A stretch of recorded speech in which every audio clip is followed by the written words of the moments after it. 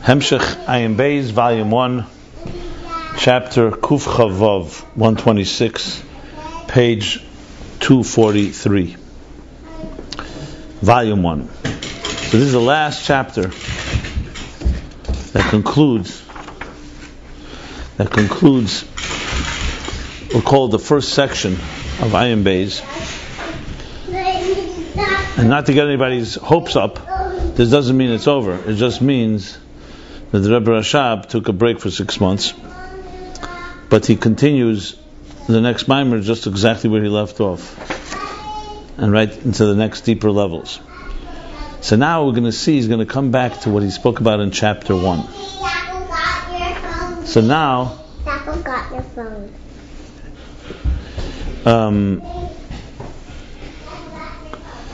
I want to just make one critical point that's very necessary to emphasize. I said again and again. In Chassidus, when it talks about the levels of Seder Shtalshelus, there's usually two maps. We call it Abiyah HaKlolim and Abiyah HaProtim. Microcosm, macrocosm, really. The concept of Keser and Atzilus can be spoken about in a microcosmic way. It's Atzilus, and there's Keser of Atzilus, and there's levels higher than Keser of Atzilus. Akudim, Nekudim, all the way Ak, Adam Kadman, the Kav, the Tzimtzum before the Tzimtzum. Then you have below Atzilus is Bri Yitzir Asiyah. That's the usual discussion of Chassidus is in that fashion. But then when you speak more macrocosmic, then Atzilus and Keser of Atzilus become words that symbolize the whole picture. With Atzilus being really all the worlds, and Keser being beyond the worlds. So in that case, Keser can also even symbolize and describe the levels before the Tzimtzum. With Atzilus being so-called as levels after the Tzimtzum. And this is more or less how we've now, in the last few chapters, we're talking about Keser in that fashion. As I said, in one mimer I found, actually it says it literally, that Tzemach Tzedek writes, that the Alter Rebbe says that sometimes here we're talking Keser, we're including all the levels, all the higher levels. Macrocosm. And more specifically, the macrocosm is actually more break. There's a thing called Atzilus the Klolos. Atzilus the Klolos is usually the Eir Lifnei Tzimtzum. Not the Eir Lifnei Tzimtzum, the Esher Spheres Hagnuzis. The 10 hidden spheres Lifnei Tzimtzum is Atzilus the Klolos. And then, of course, what's the Bria the Klolos would be Ak, Adam Kadman, comes after the Tzimtzum. So the point I'm making is there shouldn't be a confusion that suddenly he's talking Keser, not Keser. Right now, the discussion around Keser, you can consider it to be basically a discussion like the levels before the Tzimtzum.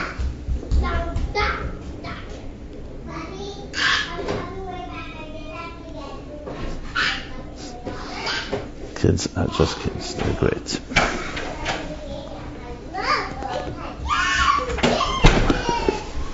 Okay. So now, without the introduction, I just wanted to say, so what's more specifically, let's just talk about where we are right now. So right now, we've taken spheres all the way up to their source, to their deepest place. Essentially, where spheres first, it's like what scientists are looking for the Big Bang, where the first thing, everything began. So the Rebbe Rashav has taken us all the way to the source where spheres first began, where they first emerged. And they first emerged as a thing called Behirus, brightness, Gili basically. They didn't even have anything more than that, Gili. Within that Gili, everything else will take place. So if you take spheres to their so-called source, it's Behirus. What level is that specifically? So you call that Arich, revealing the spheres of revealing Etzem Ha'er, which is Atik, which in the levels before the Tzimtzum, essentially it's called Etzem Ha'er, as opposed to Atzmus himself. Atzmus is a level beyond it all. Heid v'hada lavashta. Maybe go there and shut the phone. Hang up the phone. Heid v'hada lavashta is that Atzmus was malbish himself and clothed himself in Heid and Hadar, and Heid is Atik, as he said, completely removed. Hadar is arich, it manifests itself in some form of expression, but the expression is a shapeless expression. That's the key. It's a shapeless expression. So we already have spheres now. But what's spheres? Lashon Behirus. Then we move so-called down in the process. And as we move down in the process, what will happen next will be a desire will arise in this. Now we have something to work with. You see, Atzmus, when you talk about Atzmus in its purest form, and Atzmus right now, it's not once, right now. Atzmus in its purest form, you can't talk about desire, before desire, after desire, Gilui, not Gilui. Number one, there's no before and after, not even a conceptual before and after. There's no such thing as a level, then another level. Secondly, there's no shinuyim in the sense of I desire, I don't desire. Atzmus is Atzmus is Atzmus, period. We could talk about it a bit, but it's not in any way subject to any of our rules, because God creates all the rules. Eir is a reflection of Atzmus, but you're talking now, Atzmus has now manifest in what would ultimately become something you could talk about. The fact that we can sit and talk about it means there's Eir. Now what we talk about is on lower levels of Eir, but there's Eir. So I want to just explain this a little more because I think it's critical to understand. I'm just using it as a mashal, as an example of ourselves, which is really the example he gave, but I'm going to use it deeper. Imagine you're a self-contained individual living on an island. You need no one. You don't need to eat. You don't need to sleep. You don't need anything. You're complete shleimus by yourself. It's a hypothetical. Obviously, it doesn't exist. If a human being is just by nature not that way. But just imagine you need absolutely nothing. You don't need stimulation. You don't need to study. Everything is self-contained. It's all within. You don't need to express yourself. You don't need to communicate, and so on. So what do you have? A situation where basically no one can have a relationship with you. There will be no relationship. There will be no experience even. The first thing that's required for there to be any movement, anything, is that you, this person on the island that's so completely self-contained and needs nothing, makes a decision. And even that's really hard to understand how you make the decision. But let's for argument's sake that's Nesava. This Atzmus has a desire. And that desire is with him all the time because there's no such thing as time, remember. But for some reason, or no reason actually, I shouldn't say some reason, no reason at all, wants to have a relationship with something that's not himself. Now we can never fully understand what that means, because what do you mean it's not himself? There is nothing but himself. Well, we'll never understand the mystery, but it's part of God's power is to create something that is not himself. That at least appears so. But not just appears, it's real. It's not an illusion. And as such, suddenly this self-contained individual on the island manifests in some form. This is called, the first expression of that is called Eir, Gili. So now that is going to be the place, the fabric, talks about the field of energy upon which all of existence will play itself out. Because now you're talking a relationship. Now you're talking something's happening. Up to that point, there's nothing to talk about. So right now, everything is l'mayla mizman amokim. Atzmus, that way, the same Atzmus right now exists exactly in that type of way. Completely beyond anything. But he's even beyond. So there's no questions you can ask. There's nothing that's not possible. So this beyond decided not to be beyond and wants to be connected to something and creates a real reality. So someone will say, how is it possible that it could be Eined Mulvade and have also a real reality? Which one is it? Either he's not everywhere, or we're living in an illusion. And the answer is, this is a logical question, and you're imposing logic on a place that has no logic.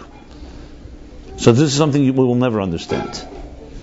And more importantly, we come to understand, we don't need to understand it, and we come to understand that any understanding would actually undermine it. Let's say we did understand this. If you understood it, we'd have a big problem. That means that logic, which God created, is understanding something that created it. Doesn't make sense. Logic should not understand the thing that created logic. Logic can only understand its rules. It doesn't understand beyond its rules. So why does that disturb us? Because we are creatures of logic, or so we think we are. We ourselves are actually not behaving most logically, but nevertheless we decide here we want logic. Most of the things we do, you have contradictions in your lives. That doesn't bother you so much. But when it comes to this contradiction, it suddenly bothers us. But the bottom line is, you come to realize that logic is not a tool that can experience Atzmos. And yet, even that can be understood. The mind can teach you there are things that are beyond the mind. The mind can teach you there are things that are paradoxes, and paradox should not disturb. But you cannot go there without really a real stretching your mind. You're not going to go there on your terms. If you ever think you're going to get God on your terms, you can stop right now. You want to get God, you're going to have to expand your horizons, and then you can begin to get it. But it's never going to be on your terms. That's the definition of God. If it's on your terms, it's you, it's not God. Simple as that. But anything we get of God is always a little created real entities. Absolutely. And I would challenge you to show me anywhere where it says otherwise. Yes. Well, you have to say it's a dimyon. Chaz v'sholom. If it's a dimyon, basically you could say all Torah mitzvahs you can eliminate. You'll say it's only for us, this small little creatures, to play out the game. Now, now the only thing. 1 second. The only thing that you could, what I said now, it disturbs us, or it doesn't disturb me, frankly, because I've come to peace with it, and I think it makes total sense to me. But it disturbs because we're not used to hearing something that is not on our terms. And we're not just talking about on our terms. You're talking about something that's completely different reality. But if God means anything, it has to be a completely different reality. If God is in any way similar to us, it destroys the whole thing. It destroys the whole meaning of God. We are not Mitzusi Matzmusi. God is Mitzusi Matzmusi. Right there. You explain to me how something could be self-generating. Everyone always asks the question, okay, Ein Davar Eish says nothing can create itself, so we need a God that created us. So who created God? That's always the next question. The answer is God is an entity that doesn't need to be created. Someone says, 1 second, you just gave me logic that everything needs to be created. Why suddenly God not? The answer is because God is not like us. So then explain that. What does it mean that something is not like us? That's very hard to understand. But because God created us, He embedded the code, the Atzmos code is also within us, and you could go there. The mind can lead you to this place, and there comes a point where you could understand it better than you understand your own, how to make a scrambled egg, which you think is logical. Even beyond Yediyas HaShlila. Atzmos is not Yediyas HaShlila. Yediyas HaShlila is the first step. First you start with what you know. That leads you to knowing there's something beyond that. And then there's a point where you come to realize it's beyond even that. Now, it's not going to happen overnight. If you're ready for the journey, Chassidus takes you there. It forces you to go to a place that's beyond your own original parameters. It's going to be beyond. If you don't get it, it's a good sign. It means you're not there.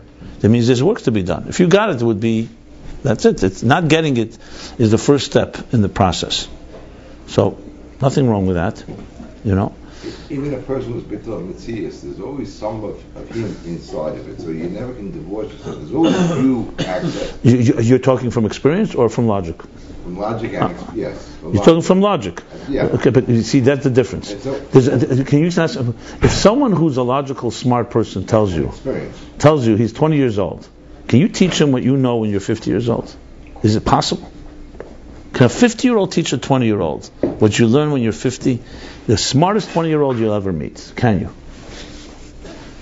I don't know. The answer is absolutely no. You're all over 50 here. Not everybody. You don't know that? No, with all due respect, no. The Alter Rebbe, when he was 20, was better than other 20-year-olds, but he was not 50. And when he was 50, he was greater than when he was 20. What's the question even? So what you're challenging is Ein Chacham Kabal Nisayon. So I told this to a young Shmekel, who is a smart guy, but I told him, Ein Chacham, there's no such thing as a Chacham without experience. He says, I learned that too. I know that too already. So I have the experience. He thinks because he learned it, he has it. Listen, you may not get it. I don't know where you are coming from. This to me is absolutely impossible. If you were 10 years old now, 10-year-olds think they're the smartest people on earth. Or 12-year-olds, 14-year-olds. They don't know. Once you hit 25 years old, you pretty much know there's something called experience. You're still not. But Arboim and Chamishim? What's the question? There's some things you will never teach a younger person because they don't have the experience, and only experience will teach it to them. Tell me what this is. What does experience add that logic and seichel doesn't add? It adds something, right? You may not know how to put your finger on it, but it adds something. It adds something. I don't know. Is it because you went through it? It's not, and you can't even quantify, because if you could put it on a book, then you could give it to a 20-year-old. He shouldn't make the mistakes that you made, and you just can't. You could put knowledge in a book. You could put guidelines. You could say, don't go this way, because I went there already and I learned it's not. But there's something that experience teaches that logic can never teach. I would say the same thing, and infinitely more so, is experiencing God. There's knowing and there's experiencing. It's not the same thing. So I don't care how much you think you're smart and how much you've extrapolated and how much LSD you may have taken, whoever it may be, and how much a person is abstract and stuff like that. It's a different thing called an experience. Experience is not knowledge. What's wrong with that? I'll accept that, but it's not a logical imperative to me. I'm sorry. So it's not a logical imperative. Right. That's why a 20-year-old can never get it, because they think it's a lot logic, and they don't realize there's something in experience that doesn't have logic. Can someone read a book about marriage and never be married and understand what marriage is? Is that a logical imperative? There are marriage counselors. Huh? There are marriage counselors who that they're married. There are a lot of Catholic marriages. This, by the way, I don't even see how you could argue with this point. Huh? Forget about God right now. What you're saying is generally right, but I'm not saying. I mean, generally, all is a big thing, you know. No, but this. Can you show me one exception of a 20-year-old who has the experience of a 50-year-old? They think they have. I'm not talking about they think I have. We're talking about frustrates me, but you don't understand. That's ridiculous. Okay, fine. It's ridiculous. You will never be able to change that. Unfortunately. It's called the Ibra Chacham, you know. I don't know if they. But is that negating what I just said? But they don't have. 65-year-old. They don't have the depth. Take it from the experience. What you're saying is maybe right. I don't know if it's necessarily the experience process or the maturity process. I think there's a big difference there. Now, children don't have experience, with all due respect. I don't know what you mean by that. Children have no experience. They just have purity. That's what they have. They have no experience. How do they have experience? They've been through abuse, have been through war, have been through hunger, have been through several... It's still not the experience of a 50-year-old. When they'll be 50, that 20-year-old will be far wiser. It's true, but I think it's a maturity thing. You're just arguing to argue? I'm trying to separate out between, there's a certain maturity process in the mind, a way of seeing things, and an experience. The definition of experience is that you have to go through something that if you don't go through it, you don't have it. Anyway, you can argue all you like. This is. And when they're 52, they're going to be far more experienced than when they're 22. We're not. This is not a spitting contest. It's not a spitting contest. What you're bringing now is like this Talmudic argument that's saying, well, there's some 22-year-olds that have the experience of a 50-year-old. Yes, in that case, that when they're 50, they'll be far more experienced when they were 22. That's what I'll tell you. But I'm not talking about putting people. Yes, there's people who are experience is experience is experience. There's no way around that. I have nothing more to say. I mean, this is not even to me debatable. This is not even a Chassidus topic. Maybe there's olive bays of humanity. You say the same thing about semantics and. I don't know. This is ridiculous. I don't understand. So, if you don't understand Eichach and Kabbalah Nasayin, I mean, this frustrates me because it's not even about trying to understand a deep level. This, to me, I don't understand how anyone could argue this point. It's completely non-arguable. We're not arguing about there's such a thing as the concept of... Not such a thing. There's no person on earth that experience doesn't change. It's not as absolute as it gets. It's absolute as it gets. Yes, the greatest Rebbe, Moshe Rabbeinu, was not the same when he was 20, than when he was 80, and when he was 120. It's ridiculous. Moshe Rabbeinu went on Har Sinai. I don't care how brilliant he was a second before. He didn't have the experience of Har Sinai, and that's it. And it changed him forever. So what are you talking about? I don't understand. Compared to other people that are younger. That's all. Exactly. I am comparing it to himself. Oh, there's no problem. They're absolute suddenly you have no problem. But compared to some other people? Compared to yourself. Is there no problem then? No problem. Okay, so then what are we talking about? I think you compared it to the Zulus. No. But I'm using it as an example for something. You cannot understand God unless you experience God. Do you understand that statement? That's absolute, what I just said. Right. Okay? Right. Absolute as it gets. Logic is not going to be enough. That's my point. So logic without experience is the example I'm giving. Right. So what do we find? So you're asking me now whether compared to another person. I'm not disagreeing with that statement. So what? With last 15 minutes, what was this? A debate in what? I made a statement to explain. Let's go back to what I was saying, not what you were thinking. I was saying an example that logic alone cannot get you to God, to Atzmos. I'm always saying the same thing as you, by the way. I'm always complaining about that. 2 days ago, I complained about that. All the maps is nothing. Experience something is a different story. Okay, so fine. So why are we arguing if we agree? According to this, what do you need Tzimtzum B'Klal? Tzimtzum is only to make us to understand. Where'd you get that statement from? I mean, I understand what you're saying. God, I said, wants to have a relationship. He's above our logic and above our understanding. Anyway. And he could do real other entities. What do you need Tzimtzum? I don't understand this question. In order to create another entity, you need Tzimtzum. Also, there wouldn't be no other entities. Okay, let me go back to where I was. In our... This is your own. It's not correct. It says God created a world. It's a real world. There's no dimyanus here. It's a real world. We don't know. How could he... So fine. So you don't know. So a lot of things we don't know. Okay, so he could do it without Tzimtzum also. I heard once, I don't know if it's correct, that the Rabbi said that all of these Biyurim, they don't have to be, but that's how the Alter Rebbe told us, and that's why we accept. That's a given. That's a given. That's a given. God didn't have to do anything the way, but He wanted to do it this way, because He wanted it to be a structure of existence as we have it. That's exactly what He wanted. What you see is what He wanted. This is a product of what He wanted. You would not get to understand it, because He created logic. How could logic understand the thing that created it, and could have created it differently? It's a ridiculous even attempt. You're trying to understand something that was created the logic, and you're using the logic to understand the thing that created the logic. Yet we could still come to understand it by not trying to be trapped in our own way of looking at things. God wanted an existence like ours. As a result, He wanted us to be able to relate to it. Therefore, you have all these levels.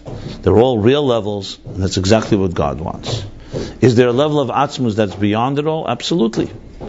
A level of Atzmus that does not need anything, as I said, that is completely self-contained, and we would have no relationship. My point I'm trying to explain is what Oyer is. Oyer is the field of energy. It's what I said before. I said it's the platform. It's the, one second, what did I call it? It's the quilt. It's the field of energy upon which everything will come to play. Without Oyer, you're talking about an Atzmus that is completely beyond, impossible to have a relationship with. Now, Atzmus himself manifests himself in this Oyer. Atzmus obviously always retains that element, but because of Oyer, and because Oyer is completely bottled to Atzmus, it gives us a path into Atzmus. To even talk what I just said right now, that we could exist in a structured existence and talk about something that's completely beyond existence, is because there's Oyer in Sof. That's without Oyer would not be possible. Within Oyer now begins a whole process. This process is critical for us to be able to climb the ladder. So, as I gave the example, I go back to the example. Imagine a person on an island, completely self-contained. Okay, he has the possibility to do anything, but that doesn't define him either. He's not a magician. He's not looking to showcase himself. He doesn't need to perform. He's self-contained, completely self-contained. But whatever reason or no reason, Nesava, this same entity within his essence desires. The only way we can relate to that is through our own desires that have no logic. In a supra-logical way, beyond logic, beyond anything, desires an existence that will not recognize him. Will be concealed, and will have the tools, however, to connect. It's impossible to fully understand this in the sense, well, does he need it? No, there's no needs. We know that. So why is he doing it? Who says why is a question? There's no why there. So all these things are the why, the need. These are terms that don't exist there. So you say, so how can I ever relate it? Well, you can only relate it, as I said, by climbing the ladder from using your terms, and then shlila, and more shlila. You negate, till you realize that reality does not need explanations. Who says reality needs explanations? Who says reality needs to be understood? And that too could be understood. But that takes experience. That's the experience. Moshe says, I want to see God's face.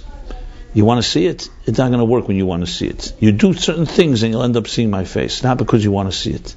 You can't enter when you want to enter. It's not about you. You have to give up certain things. You have to be. Now, think of it like an infinite, brilliant teacher who also doesn't need anybody. He understands it all. Doesn't need to teach. Let's illuminate now the element of Tamidei Yesem Mekulam. He just knows it all. All knowing.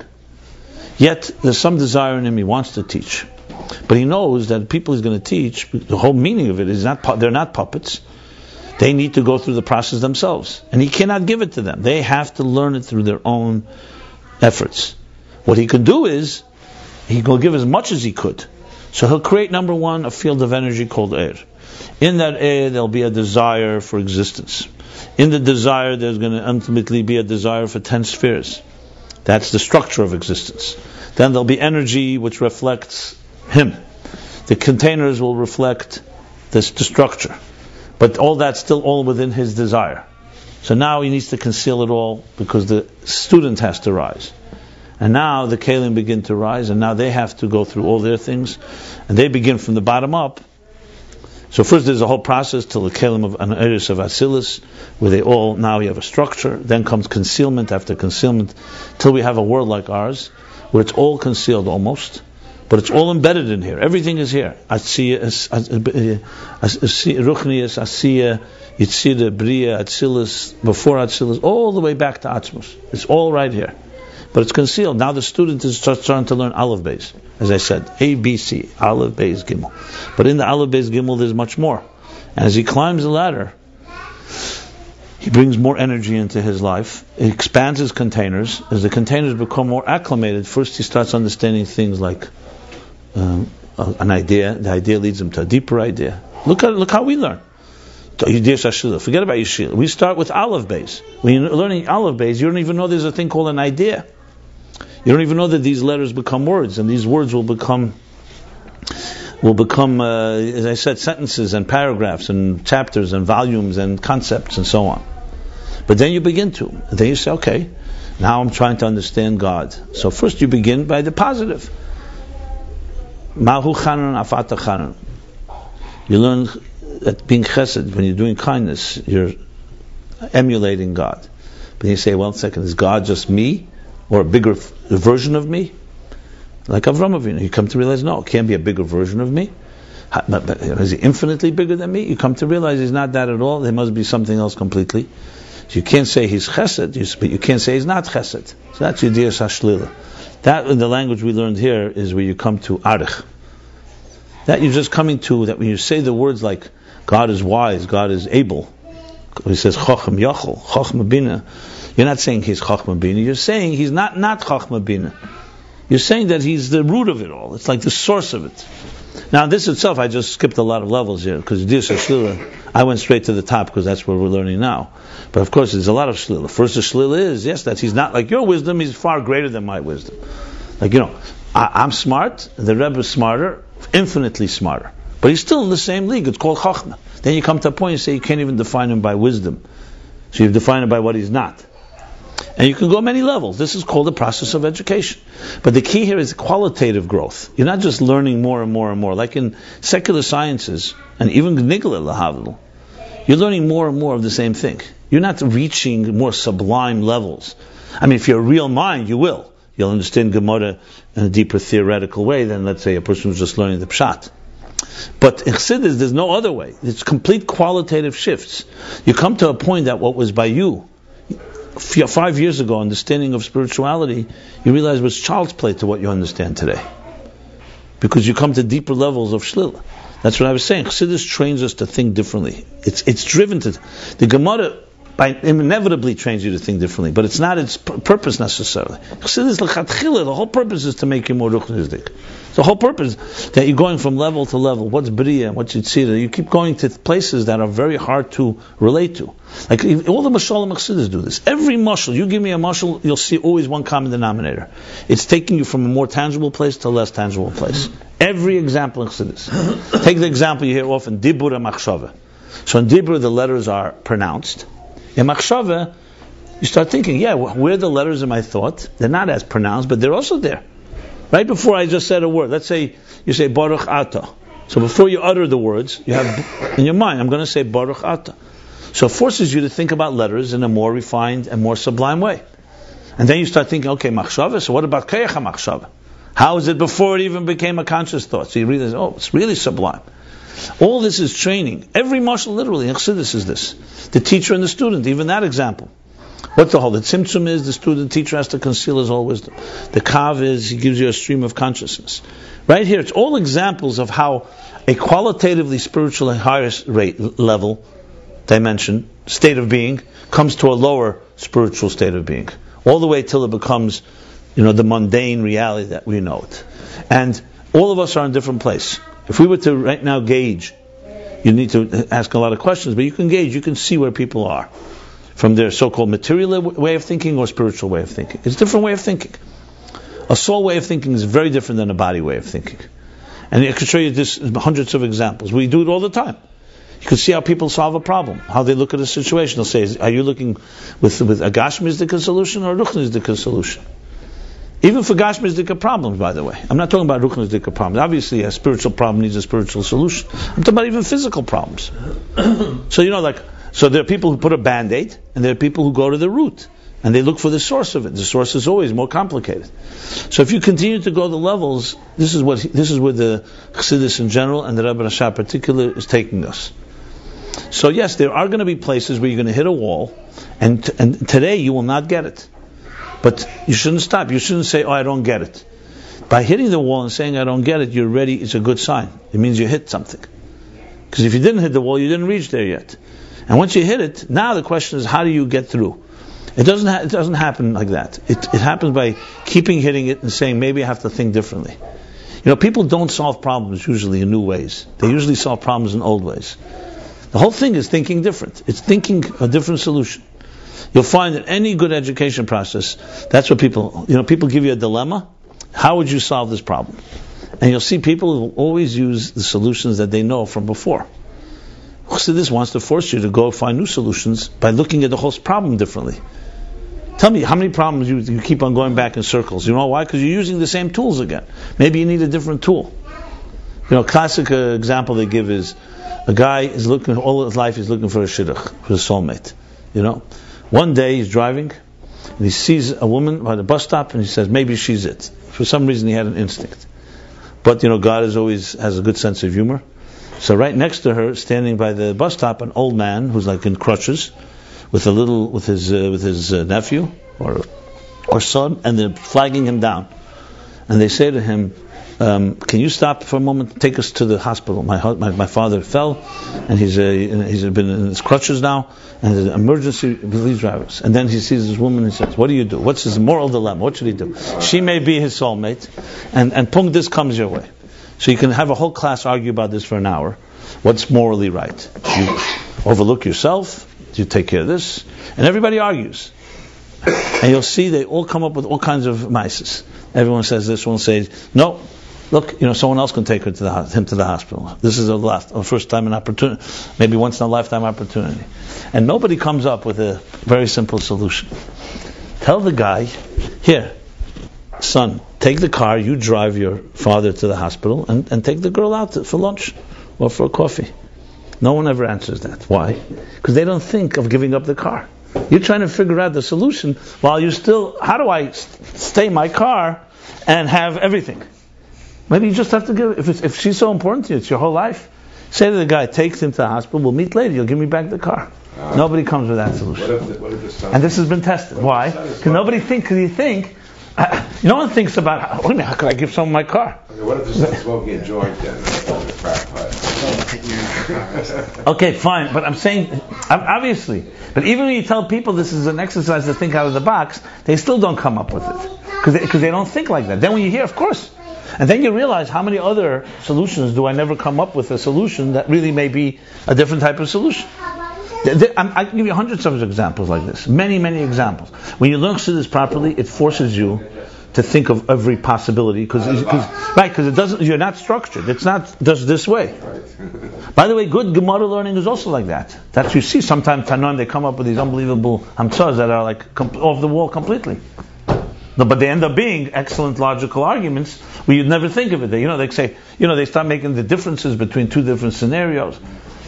But in Chassidus, this is l'chatchila the process, because the whole thing is trying to change a material mind, trying to understand the spiritual. There's other examples, constant examples of this. I use this constantly with Chelem stories. The Chelem stories are the best, because the Chelem are perfect examples of people who never find real solutions. They always find, these ridiculous answers to things. Like, the one where the bridge. Right, the hospital and the bridge. That's exactly what I was thinking. Right. People, Chelem is a small town, so there was a rickety bridge. There's a rickety bridge. Yeah. I read about the Jewish press when I went to Chelem. So there's the rickety bridge, like a wooden bridge, which is good for a horse and a buggy. But once the car started coming, every time a car would drive over, the bridge would collapse, people got hurt, and they were suing Chelem, etc. And the Chelem Chachamim, the wise people of Chelem, what do you do about this? So they had all kinds of ideas. Some people said, let's ban cars. They all had great ideas. This one said this. Obviously, no one said build a better bridge. That's obvious. So everyone said things. Then finally, the consensus was. So they said, "What are we going to do?" So the final consensus was they decided to move the hospital near the bridge. Instead, I don't want to quote him, but Ford, when he was asked, the same thing with Steve Jobs. Or even in technology, Ford was asked, did you do any market research when you came out with the first Model T? What was it called? The Model T car. He says, yeah. If I asked people what they want, they would want faster horses. That's it. We solve problems based on our terms. Now, it doesn't mean you can't solve a problem that way, but you're definitely not going to go very far with that. And when there's a real problem, you don't know what to do. I mean, Jews mastered this. We were in the worst situations. We've been stuck thousands of times. We've hit the wall many times, the abyss, and yet we survived because we found resources. It's not logic. This is not pure logic. This is a combination of logic and experience and persistence. It's hard work. It's not just, someone has a magic formula. If someone had a magic formula, we just document the formula. It's not that. It's a combination of many factors. And you can, from all this, we can get to see a ruchnius. Barely. Yes, and I would say you can get all the way to Atzmos, as a matter of fact. Wow. How could you explain what the Rebbe said about the Friedrich Rebbe, that Atzmos was nislavish beguf basodam? After all of this video, just an idea. Well, do you mind if we talk about it at a different time, because it's not the topic in Ayin Beis? Okay. I know you like the opportunity. There's a chapter about it over there. Yeah? I think the highest thing we experience of Atzmos is the Hira. I mean, The Sefer. In the Sefer? In this Sefer? First of all, the Rebbe has Horus right there. I'm afraid that he's Megasham the whole entire thing. I'm not being intellectually honest. Huh? What do you say? The Rebbe is having Horus about this? Right there. Did you ever look at the Sikh itself inside? Or you just heard it? There's a Sikh, and the Rebbe writes, and the Horus, and he writes brings Rayas and Gemara from Nigla from Yerushalmi. Man Pnei Odin. Yeah. Yeah. There's different expressions. But to explain. So what's not the first? So you explain that one. If you explain that, you'll explain this. Did you understand those Mamor Chazal?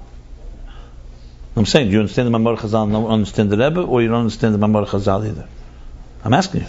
It's people that they don't. No, I'm saying, did you? I asked you a question. Is the question only on the Rebbe or the Mamor Chazal too? That's what I'm asking you. It's the same thing. Okay, so then it's a question Al Pi Nigla. It's not just on the Rebbe. The Rebbe say necessarily. In the back of the Minor Lush was the same thing. The last two. What? Awesome, What? Back in the line, the last tefillah it says over there that that it'll be called it's a would be called Elikim or Hashem, whatever it is. Well, the Yikra Elikim Elikei Yankiv. This is that says clearly that it's not for here. It's a different discussion, and I actually did discuss it here. Hey Tavis. If you look, it's already recorded. You can check it up. I did a whole talk about Hey Tavis, about this topic. How could I find it? It's on YouTube. You have to have someone help you find it. I mean, What can I tell you? How could I find the Hey Tavis? That's my question. Huh? But Hey Tavis Jacobson. He doesn't know how to do that. They don't know how to Google. We were wired differently in yeshiva about simply what he was saying before. That's not an illusion. Yeah. But I mean, that's all an illusion. So it's going to take time to unwire us. Yeah, but Chassidus says clearly, Chassidus says by Morim, that asked this question, they say, is it a din? They say, Chaz v'shalom, because two reasons. Breish is bar, and there's the din of Kishutim. So isn't it just an illusion for us? No, but this Chassidus talks about. This is not my theory. Chassidus talks, this question is asked. However you twist it, Bereshis Bara is the first refutation that there has to be existence, because God said there is. You want to have Avana, but you can't say there's no existence. The same God that said there's a Dvar Vaya and everything also said there's existence. No, but when you say existence could mean that, Okay, sometimes we say Yesh Me'ayim, sometimes we say Yesh Me'yesh. No, I'm just trying to, maybe it's not for now.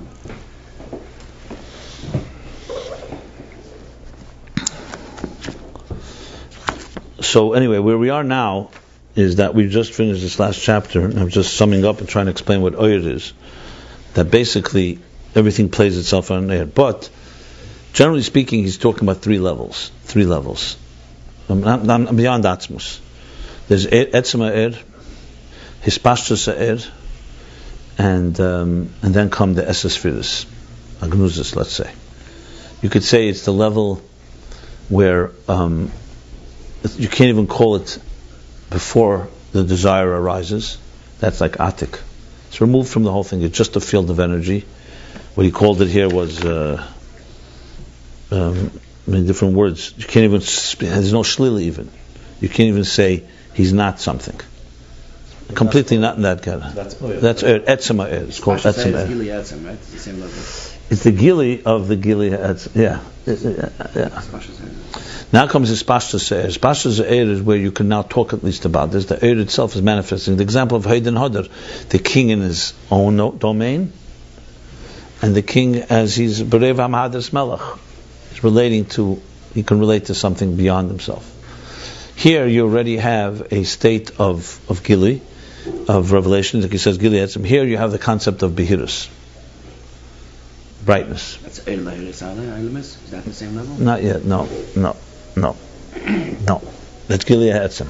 It's Gili Etzem. It's Gili Etzem. The way he puts it is, Etzem, real Etzem is Atzmus. The first is, the concept of Gili Etzem is Atik, or Hoid. And Arich reveals Hoid, basically. Arich reveals the Gili Etzem of the Gili Etzem, if you want to put it that way. Arich is that the Eir Lahir? No, absolutely not. It's very clear. It's Gili Etzem, clearly. The first level is always Atik or Gili Etzem, that's all. Is that what it is? Yeah. In other Maimorim there'll be more details. Here, we're talking here. I'm not talking about other discourses. The other day you were saying things like that. There are many more levels. Yeah. There are more levels. I'm talking now what we're learning in Ayin Beis right now, not other Maimorim. I can't separate what you're saying. I'm telling you what we're learning in Ayin Beis. In Ayin Beis he's talking about these levels that I just described. Etzem Ha'er is Gili. Hispashtus is Gili Ha'etzem. Absolutely. Then comes the levels where begins the desire arises for existence, and then comes a level called the 10 hidden spheres, and then after that will become the tzimtzum and stuff like that. Now, desire is before the oil. No, there's no desire there. That's nesava. We don't call it a rotzen. There's nothing there. You can't talk about anything there. Why are you having oil? There's no why. I told you again. There's no why. How do you translate Nesava? Stuck in Kasha. That's what it says. So this is an Atzmus. Nesava is not a level. That's Atzmus Nesava. There's no level. So we don't want to translate the word Nesava? Desire. But it's not Ratzon. Ratzon comes after the... Ratzon is a level. There's a place where there's no Ratzon. We just learned in the last chapter. There's a place there's not even, you can't even say there's a desire. Think of it in a human being, for example. Let's use the human being example. You have love inside your heart. Possibility is to love an infinite amount of people. But you have not yet arisen a desire to love someone specifically. That's an example. So desire has not yet risen. There's no desire. There's no specific desire. Like You just have it. It's like that's an chesed without No, that's not Atzmus. That's an Eir. Atzmus we can't talk about. We're not talking about It's Atzmus. Ave HaKadosh Baruch Hu is in Atzmus. It's an Atzmus, and we're not discussing that. It's not discussable. There's nothing you can say about it. All you can say is that it's Ave. That's all you can say. There's no mechanics there. Just like there's Atzmus, there's Nesava and Atzmus. It's not a level. It's not considered a level. Before you said that in Arich is the desire. Because we're not talking about Atzmus. I said outside of Atzmus now. How many times can I say it? We're out of Atzmus now. We're talking Eir. Everything plays outside with Eir. Without Eir, there's no existence. There's nothing to talk about in Atzmus. But that's not discussed here. I'm just telling that to you, some inside information. That's not what he's discussing here. We're not talking about Atzmus here. We're talking about everything happens in Eir. You can't talk about anything in Atzmus. Atzmus is beyond our ability to relate to altogether. Atzmus is here, not here, understood, not understood. It makes no difference. All that, everything we talk about doesn't matter. But this is the real one. I know what you mean by real. It's all real. Everything else is also God created by God. So it's all real. That's a soul. Beis of the last three. The first, or the highest point, huh? And page Kuf Beis, the last line, the last two lines that we have. Page, which page? Kuf? Kuf Beis, where it's actually. Which page? In the beginning. So you go ahead. No, it says over here, Amram Kshan of Shittas Shabbat, Ein Shaykh by Shum Shem, Rak Ein Sev. Amram Kshan, Hana, he said Shem. This is exactly what he's saying. This is chapter Nun Vav. He's saying it right here. Yeah, okay, that's what he's talking about. Yeah, exactly. Right here in, where's chapter Nun Vav? Yeah, fifth line, right at the beginning of the chapter.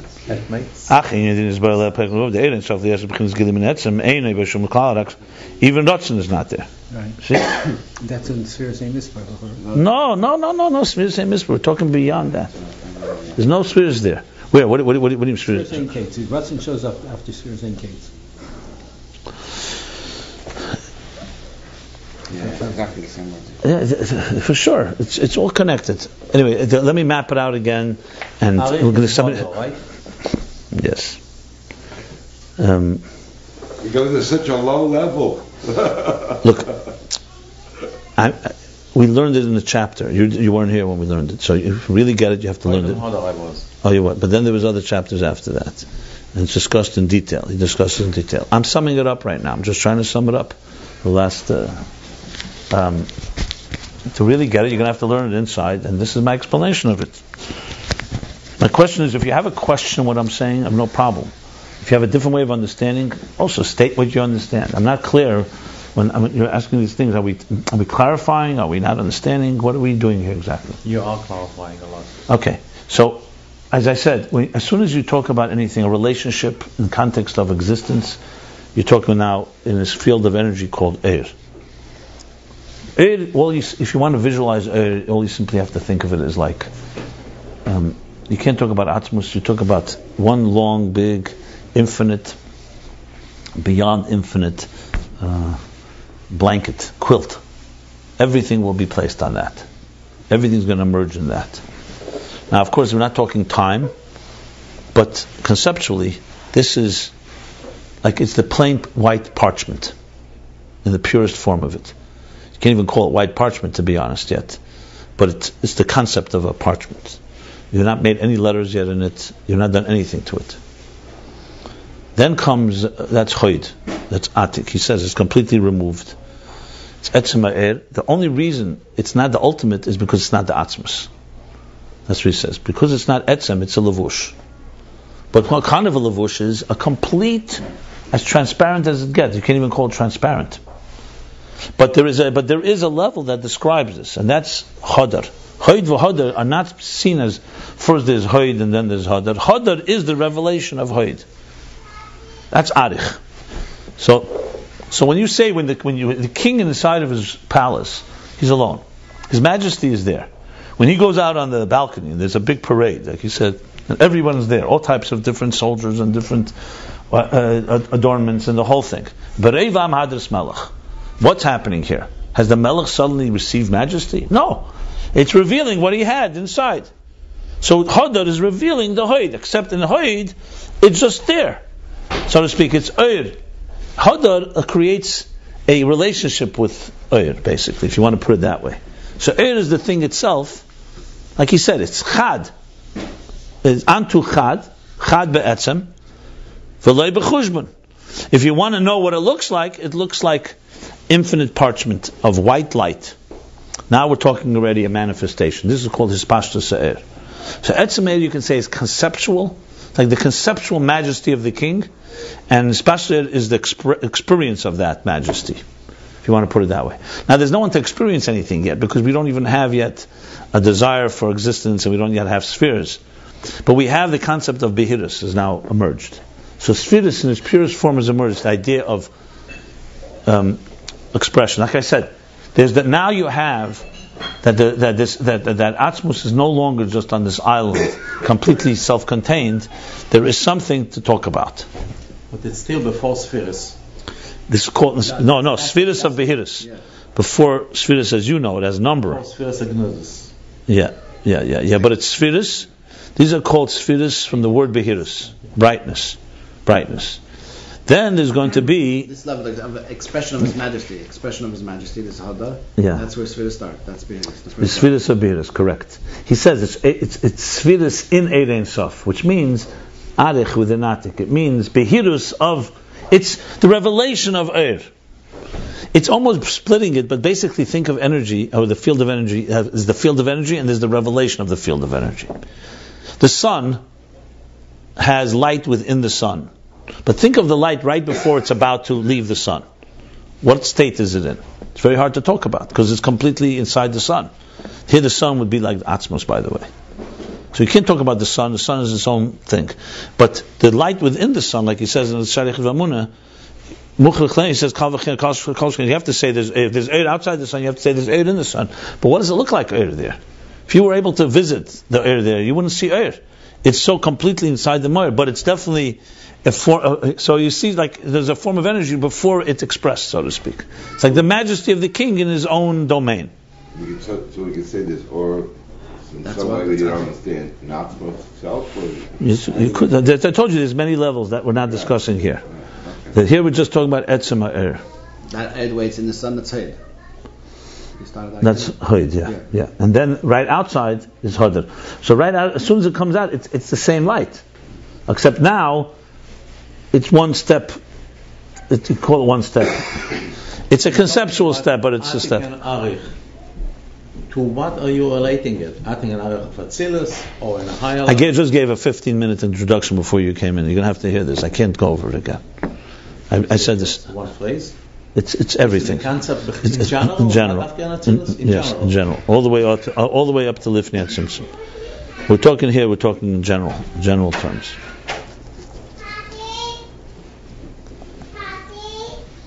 Anyway, then so now we have what's called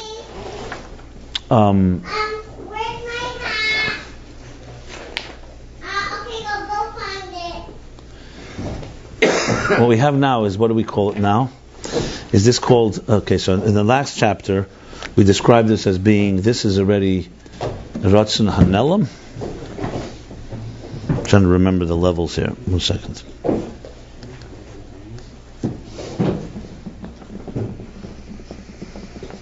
Okay, so in the last chapter the presenting question was, how can we say 10? What we established now is that you could say that is bright. But how do you say there's 10 spheres? The number 10 immediately tells you that there's structure, that there is. Here you said it's all brightness. And what do we say? It's infinite spheres. Not that there's actual infinite spheres. It's a state where if it manifests, it's going to manifest in infinite possibilities. And each sphere itself is completely beyond any parameters. That's what we said. So then how do you say Esespheres? That's what the question was.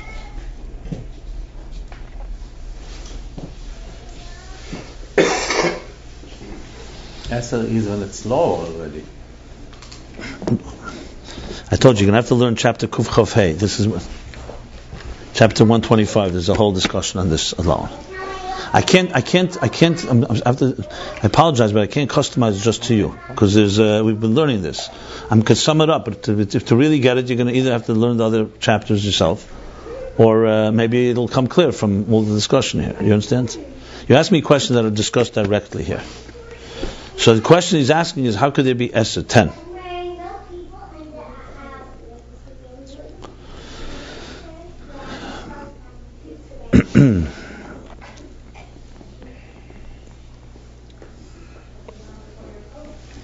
So the answer is briefly is going to be that it's not really 10, it's only 10 al shem what's going to happen later. So we're not talking here that there's 10 on this level, that we're saying a beautiful concept, that even though it's Sfiras Ein Ketz, meaning not just a number, qualitatively, we're talking about a complete shapeless, a white piece of parchment, and when you look at the parchment, there's no letters. You can't say 10. But because out of this parchment is going to come 10 letters, or 10 Sfiras, Al Shem Ha'osid, so to speak, or Al Shem, that what's going to come from it, we call 10. That's essentially the answer in brief.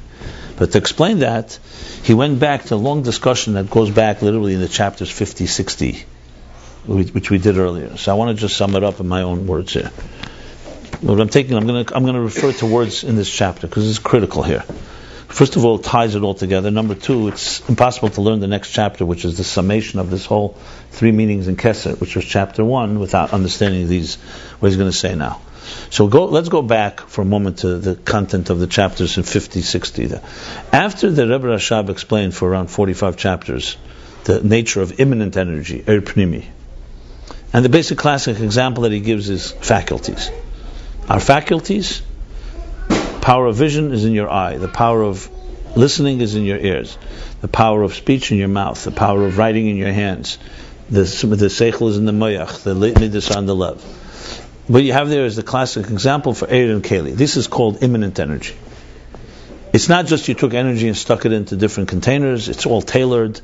At length he discussed this. He also discussed this all the way to its root, the 10 hidden spheres. So the 10 hidden spheres is this structure.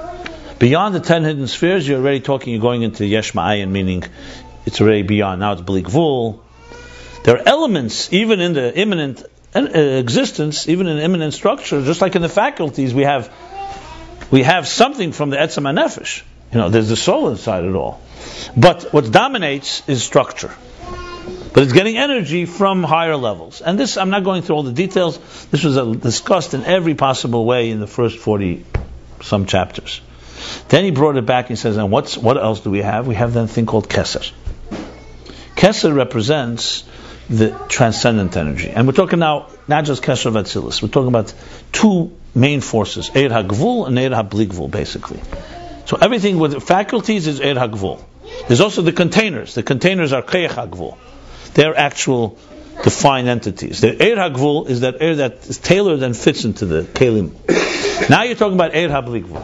Where are you going? Eir HaBli Gvul. Eir HaBli Gvul is transcendent energy. Transcendent energy means seviv. This does not manifest in containers. What is it in our human terms? Rotzen. And I'm going literally back. This is a summary all the way from chapter 1. I'm Kipshutit chapter 1. Chapter 1 is where you began about Rotzen. What's Rotzen? Rotzen, as opposed to faculties, number one is all-encompassing. Rotzen has no keli. Where does it rest? The Rotzen that tells your foot to move. The Rotzen that tells your mind to think. The Rotzen that says go eat is an equalizer. So Rotzen is more like a captain of the ship that just governs, directs the whole machine. That's another thing. And then there's a few other things about Rotzen. He gave a list of, I recall, at least 5-6 differences between Rotzen and Keiches. The second thing is what you just said, that it compels. In the Keiches, it trains. The mind trains the emotions to grow older, you mature. That doesn't happen overnight. The Rotzen just tells you move, you move.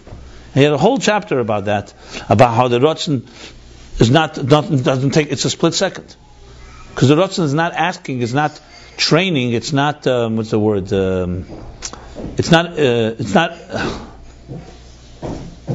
It's not persuading the faculties to move. It orders them to move. And then there were a whole other bunch of examples. I'm not going to go through all of them because that's not per se what's relevant here. I mean, it's all relevant. But the bottom line is now we have another type of energy within us, which is a moshel for Ratzna Elyon. Ratzna Elyon works exactly the same way. It's the kesser of every world, or the kesser of all the worlds. A desire to have existence. When I say desire, I don't mean asava now. I'm not talking about taiva. I just don't have a better word than desire. The will, you want to say will, fine. I like desire better. So desire. Actually, taiva would be lust for existence, and this is desire. Lust is deeper than desire. So now we're talking about something that's an all-encompassing energy. What is it in its root? Not the 10 hidden spheres. Is the energy, as the sphere is saying, Ketz, is the desire for existence prior to desiring. Remember, we spoke about the infinite possibilities of the artist. And then comes, that's a desire in general to create art. Then comes, I want to have this piece of art. So now that's where Eir HaGvul and Eir HaBli Gvul are rooted. Where is the Eir HaGvul of all the structure goes? All the way rooted to the 10 hidden spheres. Because that's already at least a description of these 10. And then there's the Eir HaBli Gvul, which is, like he said, in the infinite possibilities, Shir Atzmei B'Kayach, in the Eir HaBli Gvul, it's a critical piece. In the infinite arose the energy for the finite. Now we're talking again the structure of existence. We're not talking about arose the desire for Dira B'Tachtenim. We're not talking about that.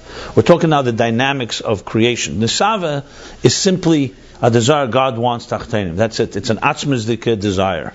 Here we're talking about now there's a plan being put in place. So first it starts with this white parchment, which is all the infinite possibilities. Then comes the 10 spheres. As we learned even earlier, the 10 spheres, first they're in a form of engraved letters, then they're written letters, but I'm not going into that as well. So basically we have now Ratzon versus the faculties. And this is including Oynek, yeah? But you're talking now about... It doesn't talk about Oynek here. It doesn't discuss it. Yeah, for all practical purposes, Atik is Tainuk, but he doesn't... Here actually, if you Atik is Tainuk, you would say Atik is beyond what we're discussing. It's Etzem Ha'er.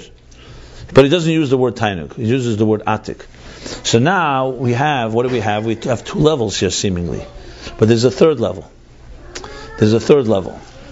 And this is what he explains here. There's in desire itself, for existence, there's a level where the desire is detached from the structure. And then there's the desire how it gets more connected to it. So now we have basically two levels in desire, in Ratzon itself. And what he calls here, Ratzon Goli and Ratzon Nelam.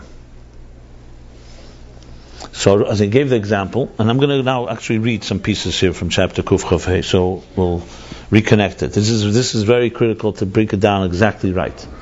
So again, there's a field of energy, there's a parchment, and there's going to be the letters, but there's two levels now, how that doesn't just jump.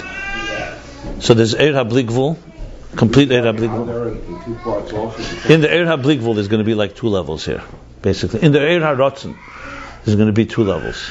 The levels of Hadar we can say at the same time. Well, in Hadar itself, in Arich, basically in the lower level of Kesser, you're going to, the exact levels, let's spell them out from what he says inside. To be exact, is going to be the Malchus and Midas of Kesser. Then there's going to be the Moichin of Kesser, which is Chachmas Tima, so that's two. And there's going to be Kesser Shebe Kesser, which is going to be Atik. So I think what we're talking in Arich too, the Chachma of Atik and the Midas of Atik and Malchus of Atik. That's essentially what he says here, and that's where the spheres start. You have are named by 10 because they're already affecting the 10. In other words, if you think of it like this, You mean in Arich? I said Arich. Chachma Midas of Arich. Yeah, sorry. Arich that relates to Pnimin. Exactly, and there's Arich that's removed and closer to Atik. It's like almost Arich facing Atik, and there's Arich how it faces below. Exactly. The same thing like Atik itself faces At Etzem, and there's how Atik faces Arich. Arich too has. But here we're talking like this. Here we're talking three levels in Kesser. One is Pnimis HaKesser. We're going to call Kesser Shebe Kesser. That's Hoid, Etzem Ha'er. Then we're going to talk about The next level is going to be Hispashu Sa'er Hadar, but it's still a blank slate. It's revealed. So you have a blank parchment now. And that's called Gilui Etzem. That's called Gilui. Yeah, they're both Gilui Etzem, but that's the Gilui of Gilui Etzem Hispashu Sa'er. And then in that, you're going to have it get closer to actually right before you, let's say you write the letters, or I would even give a better example. The Mittler Rebbe says it this way, that there's the cloth that surrounds the letters. That's the higher level. Then there's, in the letter, let's say you write an aleph or a samach. There's also white parchment in there. There's whiteness in there. But that's a whiteness that's already identified with the letter. So it's already, in other words, think of it like Eira Bligvul that encompasses everything, but then there's an Eira Bligvul that somewhat like shaped around the particular letters. It's like, it would be an example, a good example would be, you ever see this, maybe you have a very powerful projector of light. You project light, and it's so powerful that anything you put, the light is so dominant. But then, if you put some object in front of it, so there's a part of the light that's going to remain very powerful, but as it gets closer to the object, you're going to see, you'll start seeing the object, the frame will begin to emerge, even though it's still light. So it's still bligvul, but it's basically it's where bligvul meets gvul. That's the complicated part. But in our case, it's where rotzen meets keiches. And he's going to give the example. For example, when the desire tells you to move your foot, that's pure bligvul telling gvul what to do. When the desire tells you to use your mind, so even though desire is higher than the reason, but you can give a reason for a desire. That's the key. So when you find a tam for a mitzvah, for example, so it's not that the mitzvah is defined by the reason, and it's not caused by the reason, but reason can relate to this mitzvah. So let's say God said the mitzvah of giving tzedakah. So we have many reasons for that. Tzedakah is the right thing to do. It's a menschliche thing. God blessed you. You give share. It's a mitzvah sichlis. But someone say, is the mitzvah rooted in the logic? No, the mitzvah is rooted because God wants it. But this mitzvah happens to be one where reason can relate to it. So how does Ratzon communicate with Tam? How does Bligvul communicate with the Gvul, the Chachma? The answer is, it's shaped somewhat by it, but it's not defined by it. That's the key. This is not Chachmas Tema. This is already the lower levels of Arich that relate to the 10 spheres. And then there's Chachmas Tema where there's a reason that we can't relate to. And then there's Kesser because there's no reason altogether. It's beyond our... It's like the Rebbe ultimately says in Mishpat, we still don't, it still can't be defined. Exactly. Yeah. So we have here really is 3 levels.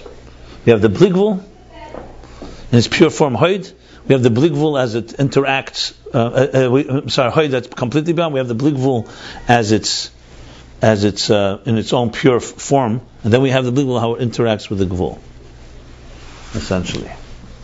What is the second one? I said 3. Then You said 3, but the second one... Etzemer, Hispashu Sa'er, and that itself, there's 2 levels. There's the level where it's like Chachmas Tema, it's a different reason we can't relate to it, and then there's where we could relate to it, the Ratzon, where we could find a reason. And it's still all Ratzon. Chachmas Tema is the third one, or in the second one? It's the middle one. It's the second one. I'll read it now inside. Since we learned it, I might as well learn it inside. It's a yeah. So on the first level, you cannot even call it the parchment, the white parchment. Yeah? It seems that it is meaning the mashal. Yeah. You can call it the conceptual parchment if you want, or you can call.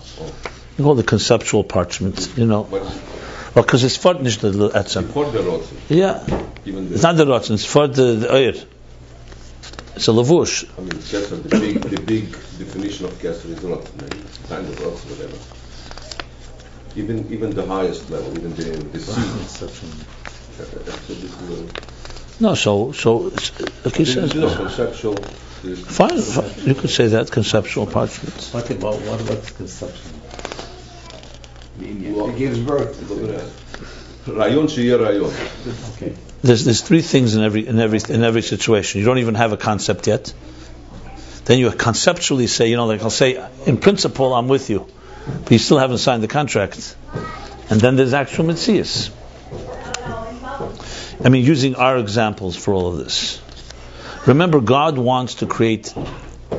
God manifests Himself in structures, so we can relate to Him. So all these examples that we can find within ourselves is because that's how God made the existence this way. Tselem Elikim. So there's a Tselem Elikim going on here. There's a Elikus, that's L'mayla F'tzir, that's higher than any type of shape and image, has created a structure that we can follow.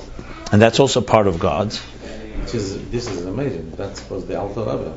He was able to take the godly thing and put it in a human sphere. Yeah, well, the word they say is like this, that Kabbalah took a God and turned it into a Tzir Adam. And Chassidus takes a Tzir Adam and turns it into godliness. So actually, to be more precise, it's the other way around. But it's the same idea, yeah. The point is like this. As long as you worship our structures, including Chochmah through Malchus, you're not going to be able to go where we're talking here. Remember, it began the other way around. Atzmus has no structure altogether. He chose to make a structure. And that's he chose Ratzon. He chose Chochmah. So those are chosen things, which is for us shakes us up, because it means everything we consider to be the best that we are is b'chlal optional. Understand? Most people can say, I understand that the Torah is going to tell me not to follow my bad habits, I'll be my good habits.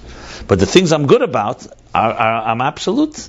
And you find out that even what you're good about is also a creation. It's also not real, in the realest sense of the word. I'm saying not real, I'm not a dimyon, it's not an illusion, it means it's not the whole picture. And it was willed to be that way. So it's very disturbing to hear such a level, because a yesh cannot take that it has such type of bittul, that everything, even the things we value most. Someone say, you're telling me my wisest moment of my entire life is only a speck compared to that? It's hard to hear that in a personal way. So either you don't believe it, then it's easy to hear, because you say, okay, that's nice, but I don't believe it anyway. Or, if you do believe it, it becomes very disturbing. But then you come to realize that makes you stronger. Exactly. It makes you greater, because you're part of it. Avram Avinu went through this. I don't know what kind of shock he must have had, but when he started searching for God, he began searching on his terms. He realized it's not the idols in his father's house. Right? Then he realized they're not the idols. Okay, so what is it? So it's probably not something man-made. So he started looking in the heavens, sun, the moon. Then you see the sun sets. He realized that's also part of creation. It's not man, but it's just a bigger part of creation. Avram Avinu came at some point to a shift where he realized that I can't be looking for it, because it created me. I didn't create it. He came to realize it's not on my terms. The part cannot dictate the whole. Can you imagine this part of this table is going to say, I'm looking for the whole table. You're not the whole, but you can never figure out the whole table. You're on one little piece of it. So Avram Avinu understood the biggest secret of all. You have to let go, and then the whole will emerge. If I try to find it on my terms, it will never emerge, because I'll have it only what I want. If you find a God that is logical, then you have a logical God. That's about it. You're not going to have a God that's beyond that logic.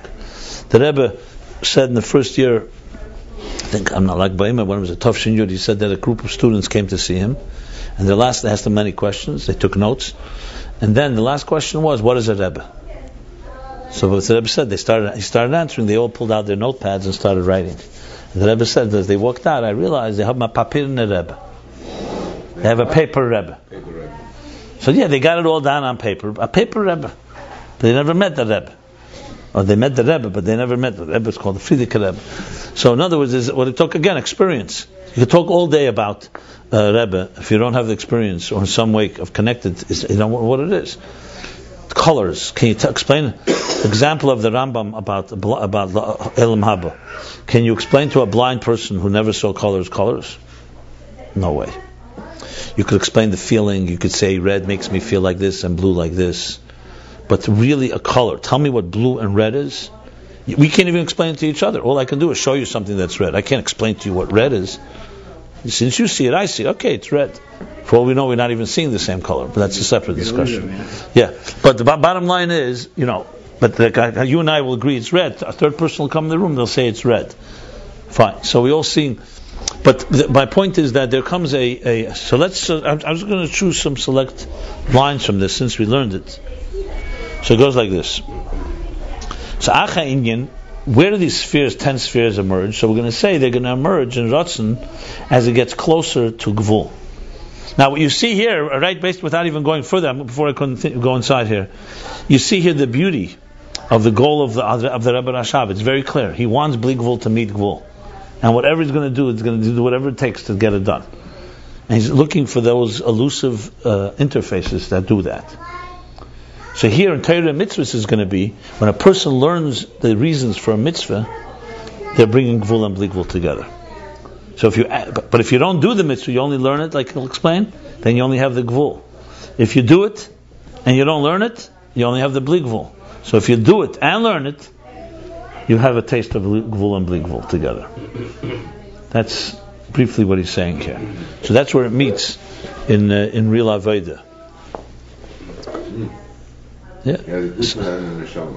Right. So if someone says, listen, I learned the Chassidus, not only the power of the reasons for the mitzvahs, but I also learned the power of acting. You could say it. Now he even knows the power of acting. But if he doesn't do it, he would not really excuse me. He will not really have the Bli Gvul of it. It's interesting, the act here is the Bli Gvul, and the reasons are the Gvul. Most people would say the other way around, that the act is the Gvul and the reasons are the Bli Gvul. So here it says, Ayin, to understand, how could we say in a level where there's Bli Gvul and no distinctions, how could we say 10 spheres? So there's another level of mitzvahs by doing with the mitzvah, but the parameters that's the Gvul, and only that way could you get to the Bli Gvul. Yeah, that's another story, yeah.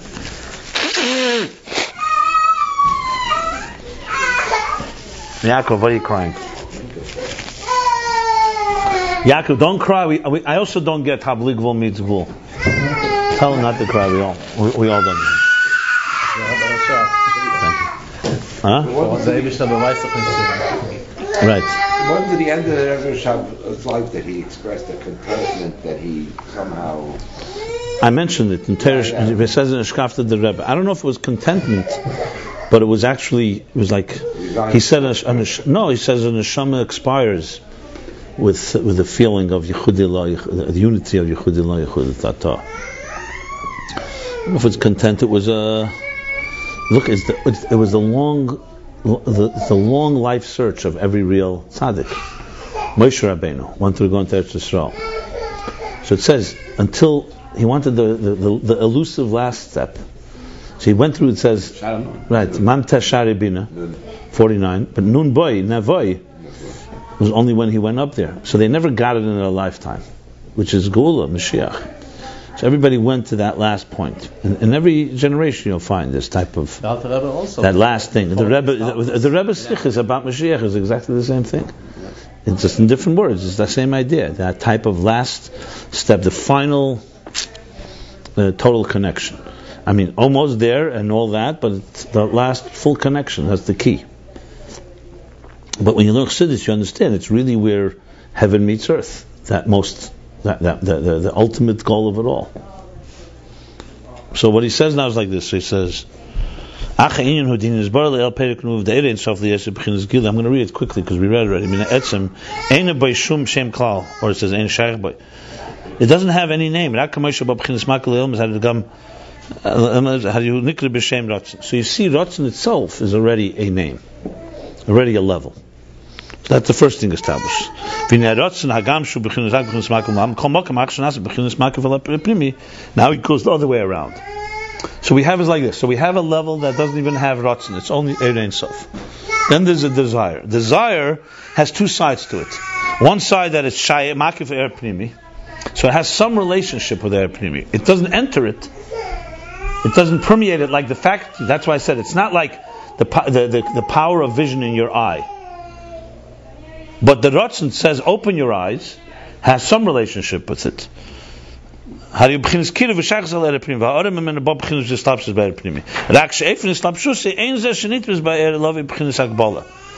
has a relationship with it now, but it's not nitfis in it. You can't say it's contained by it, like the faculties. Like in the parentheses, by manifesting the container. So with Ratzon, it never becomes like the container. When you say, I want to walk now, your will, your desire does not become walking. But your legs have to now get up, and the energy in the legs do have to manifest, and when they're in your legs, they're not doing something else. Well, Ratzon is almost like detached while it's attached, so to speak. So you see already this type of, like, you see him struggling here with, is it connected, is it not connected? Okay. The B'chinas Chachma says, which is going to be critical to the discussion. The B'chinas Chachma hagluya ayadeh atfisa b'kleil nase b'chinas mahus Chachma. Once wisdom manifests in the conscious thinking process, then it becomes mahus Chachma. Till the point where the unconscious, you call it, it's not wisdom compared to conscious wisdom. It's outside of our realm. It's not like an idea you just have to retrieve. It's a different state of being. It does not manifest in a container. It's not like the relationship between Chachma and Chachma. Right.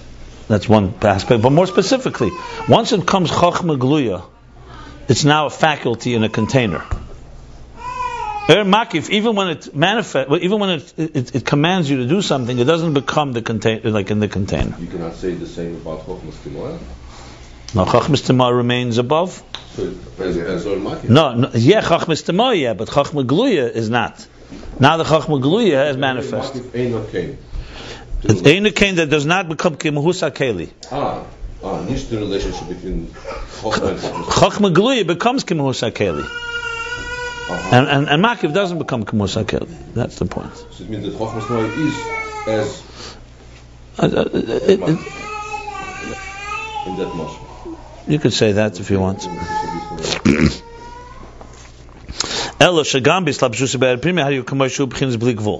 So it still retains his Bli Gvul element. Ayin, who now he explains this according to chapter Nun. That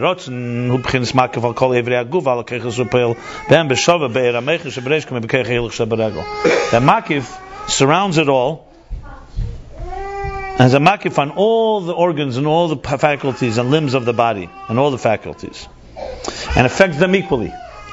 Nevertheless, now he's going the other way around. Nevertheless, in the leg, it's just a makif, it's just a surrounding force. But the mind, in the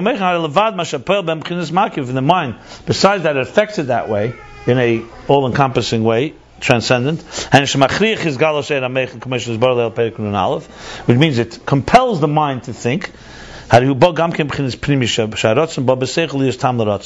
Nevertheless, when it comes to the mind could understand the reason. The leg will never understand why the desire is causing it to walk.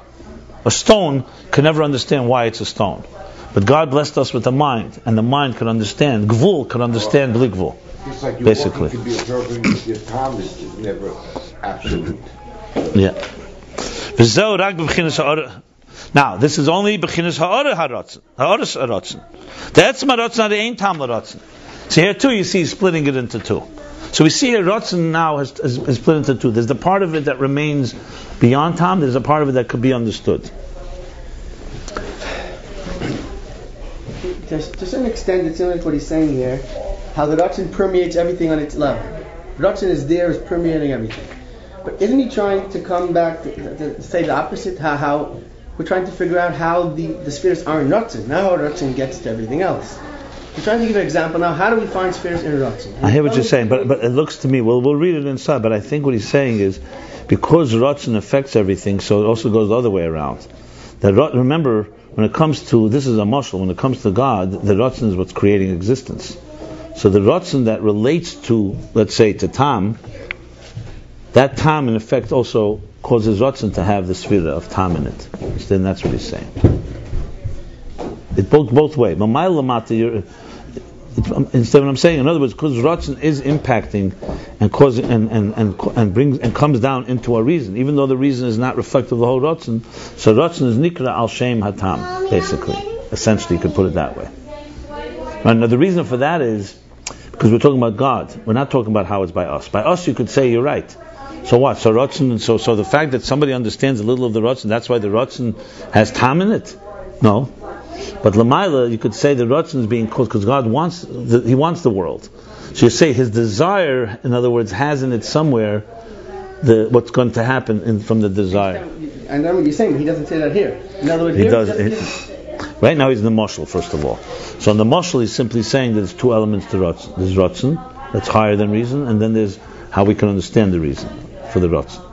And that's only a reflection of the Ratzon. That's what he's saying right now. But he will go back to say what I just said. I think he does. It doesn't answer. It does answer. There's two aspects to the Ratzon. There's Ratzon Sheberatzon and there's Chachma Sheberatzon, and that is the Tzfiris in Ratzon. That's exactly what he's answering. That is the Tzfiris of Ratzon. No, but he's saying. No, I think what he's saying. He's saying. Don't correct me. He's saying, if Ratzon be'etzim, God said we're tzitzis. The fact that you can find a reason for it, and the Torah gives a reason, that's because you happen to get God's light. You also have a little reason, but it's not defining what the Ratzon is. So why should the Ratzon be called Al Shem HaChochma? Is that what you're asking? Yeah, it's another angle. No, but you also explained it that there's a Klausdik Ratzon, which Ashek Shano, and then there's a particular. So that's the Sfiris in Ratzon already. That is exactly where he's going. Oh, so that's what I'm saying, because God wants us to have. The Tam is not just, like for example, if I commanded you to do something, you're ready to do it. And I also say, let me give you also a reason. So that you can say the reason is not part of my Ratzon. It's just, I'm throwing you a candy, so you should make it a little geschmacki. You should do it with a little passion. You shouldn't just go do it. But here, that's not what he's saying. The Tam is a part of the Ratzon. That is the Sfiris in the Ratzon. He may be asking something else. I'm not sure. Maybe we're not. That's why there is the amount of times. You want to repeat your question? We're trying to search where is Sfiris in Ratzon, right? That's what we're trying to search. I think what I'm understanding here is that what he's saying here is how Ratzon is felt in the other spheres. So in Chach, somehow the Ratzon lets himself be felt in Tam. Good. And then the Ratzon... Okay, yeah, good. So it's Ratzon affecting how Ratzon is felt in these things. You're saying saying Gvul feels the Bli Gvul. Right. But why does the Bli Gvul feel the Gvul? Right. That's what you're asking. Well, he's come to answer why... So you're saying technically you're right, your answer is right. Because in Arich there's these levels. But he's asking what's the Havon of it. No, because he explained before that it's the Gulim of Chachma and it's the Gulim of Bina, and that is the... No, I said, but what's the Havon of it? In the Havon of the Moshel, that's what he's asking. We know that that's the case, correct. The question is, what's the Havon? He asked a question. He has a start. The Havon is what I'm telling you, is because God gave us the mitzvah and He gave us Torah. His Ratzon is that there should be Tam. That's the key. Right. It's not a Tam, it's an outside factor. Right. Ratzon wants Tam. So therefore Ratzon has within it also... Yeah. But it's a very important point, because you could ask the question. The Rebbe once said, very interesting, he said like this, that when a person learns Torah using their mind because they want to understand, because they have a good mind, and another person is learning Torah because God said to learn Torah, who's going to be more thorough? Who's more thorough in the logic of it? The one who's doing it because he wants to understand, or the one who's doing it out of Kabbalah sale? The one Kabbalah sale. Yeah, I know, it's a counter. So you would think initially the argument would be the person who's doing it because he wants to understand, may not be as connected to the etzem, but he wants to understand, so he's going to use his mind more. The other one is doing it, God wants me to learn, I'll learn. He wants me to go chop wood, I'll chop wood. So he learns Torah like he chopped wood. He also wants you to want to understand. Okay, that's the point. 1 second. But you could think, and this ostensibly you could think that this one's learning just like he's chopping wood. He's doing it at Kabbalah, so how much of his mind is going to go? So the Rebbe answers, no, the opposite. For 2 reasons. Like you said, number 1, God wants you to understand. So the Kabbalah sale dictates that you use your mind. But more importantly, or equally important, the first one is only going to use his mind as long as he wants to use his mind. As soon as he gets tired or he thinks he understands it, he's going to stop. The other one is going to go further to use his mind further than he would than the first one, because he's not just interested in using his mind, is because God said use your mind, so you're going to use your talent even more. It's a tremendous concept, because most people say, I'm a talented artist or something. That's what drives me. I don't need God. And someone will say, no, if you knew there was a God-given talent, you're going to use your talent far more than if it's just driven by you, because by you it's as much as you're driven. This one is going to drive you all the way. The point I'm saying is that's why. So you're correct in saying, right now he is talking about how Ratzon is letting itself be heard in every faculty. But it's going to go around the other way around. That's why he uses Torah mitzvahs. That Tam is also negating the Ratzon, and therefore the Ratzon has in it also those elements. Let's see it inside. But it's a vital component, because this is the question: does Gvul and Bli Gvul meet? Because you could say it's actually it's made it, because if Torah was just a set of commandments and there was no explanations, and then the rabbis came and said, let's explain some of it, you could say all God wants is Ratzon. There's no time in Ratzon. Your time in what you're doing is just, like I said, throwing candies to children who need reasons. It's all about commands. But that's not what God. He made a world of Ratzon, and He made a world of Chachma and Bina, and He was Meitzil Chachma and Bina. The same God that made Kesed made Chachma.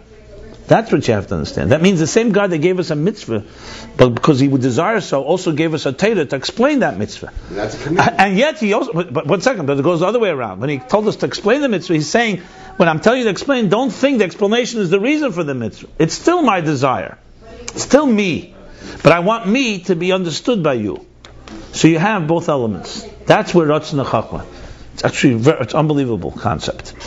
Even in Nigla, you could probably answer some big questions about it. When you talk about Kabbalah, when you talk about Kabbalah Shel Malchus Shamayim, Kabbalah Shel Mitzvahs, Ratzon Mitzvahs, like cases where.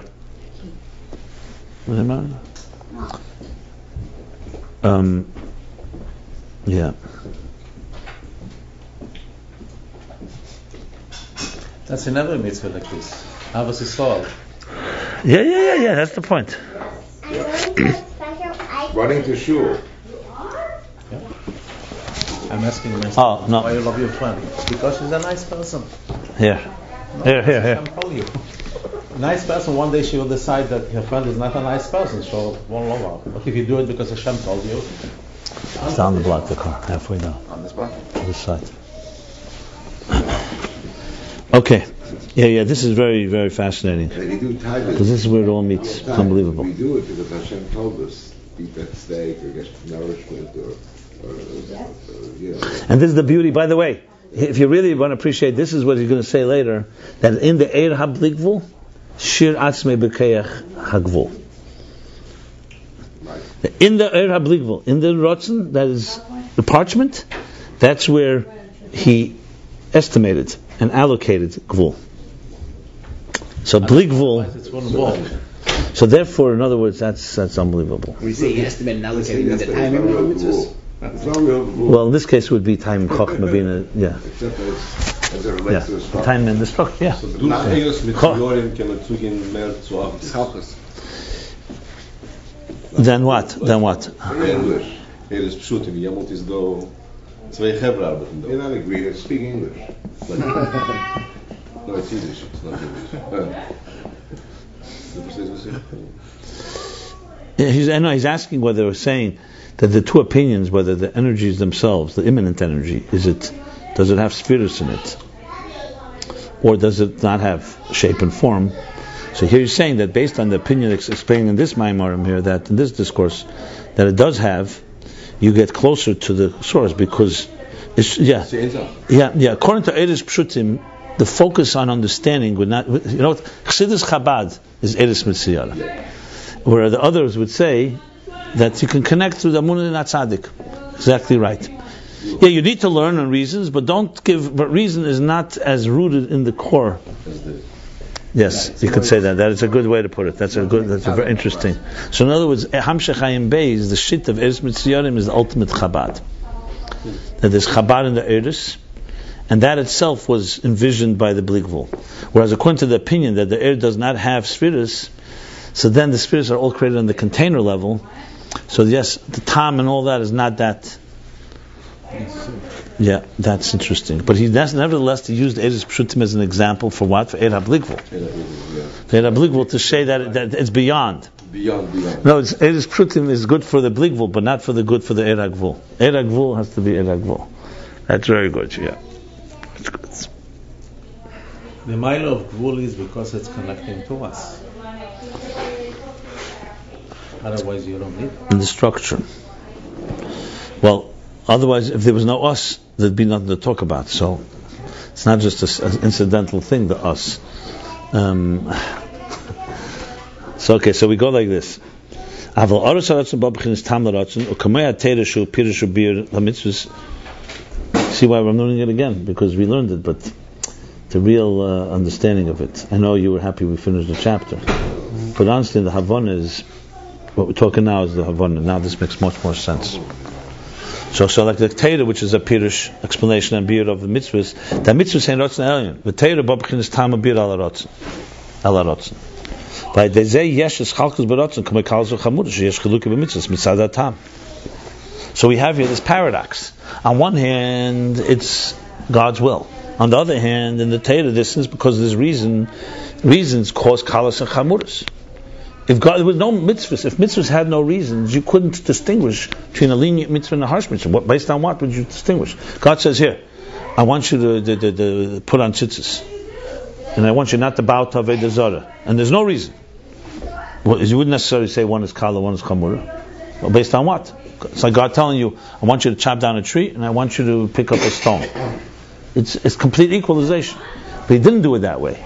He put mitzvahs into categories. There is kalas and there's chamuras, there's dinim, which mitzvah takes precedent over which. Different schar and einish. There's real distinctions, right? There's real distinctions. So in other words, tam is not just mean tam as reason. Tam is also as reason, and also the description of the mitzvahs. Mitzvahs have a logical structure to them.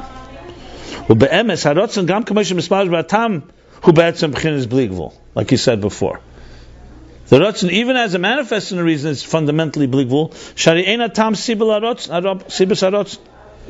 V'aynu darotzon hamitzvahs ein sibas mitzad tam kim shein rotzon habe'emes. The mitzvahs are not because of the reason; it's because of the desire. They're in truth. That's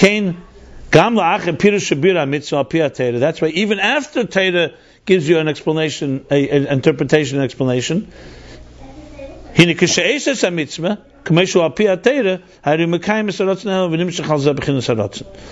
it according to the way the Torah says to do it, that's when he brings on the Ratzon.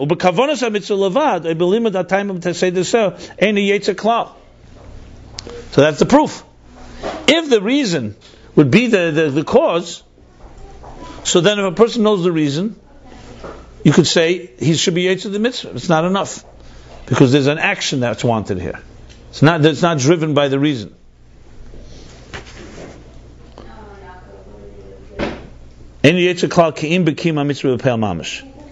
Only when he does it in actuality. And then the parentheses, Lavad b'mitzvah she'efshel aseisin al derech cherem ein mevatlin Talmud Torah v'hainu b'mitzvah she'ein cheves aguf. I know we discussed this and it seems like an obvious qualification, but there's something I feel deeper here in this parentheses. It's like he wants to give an example where the blig gvul meets in a different way. Because what's he saying here? First of all, is it a common thing? Mitzvah says, he could have just said, Levad mitzvahs she'en cheves aguf she'en mevatlin Talmud Torah. The mitzvah says, why is he bringing mitzvah she'efshel aseisin al derech cherem? By the way, efshel aseisin al derech cherem is considered to be the opposite of cheves aguf, because cheves aguf means you're responsible. You have to put on tefillin. You have to keep Shabbos. You can't. Someone else can't do it. And mitzvah aseisin al derech cherem is a mitzvah where it's not on you. Anyone can do it.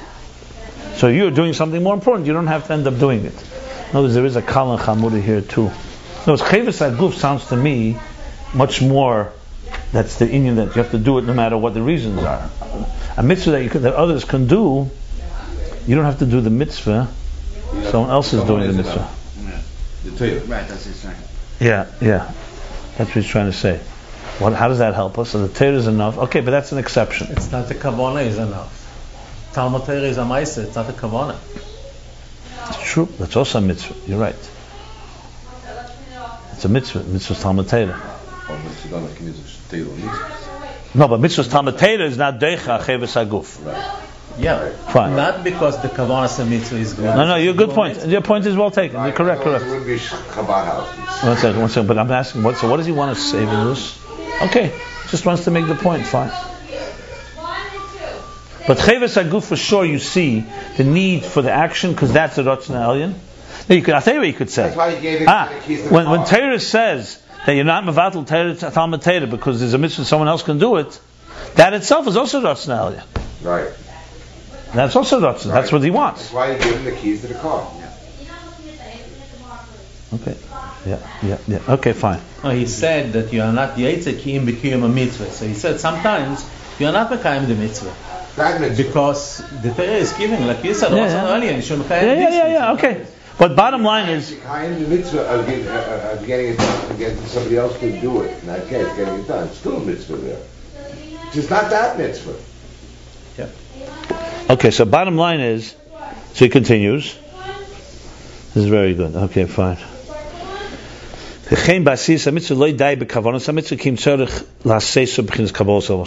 even doing a mitzvah, not only you can't just learn it and know the kavanah and not do it, you have to do it, but even doing it, it's not enough to just have the intention of the reason, but you have to do it because God wants you to do it. It's a deeper thing now.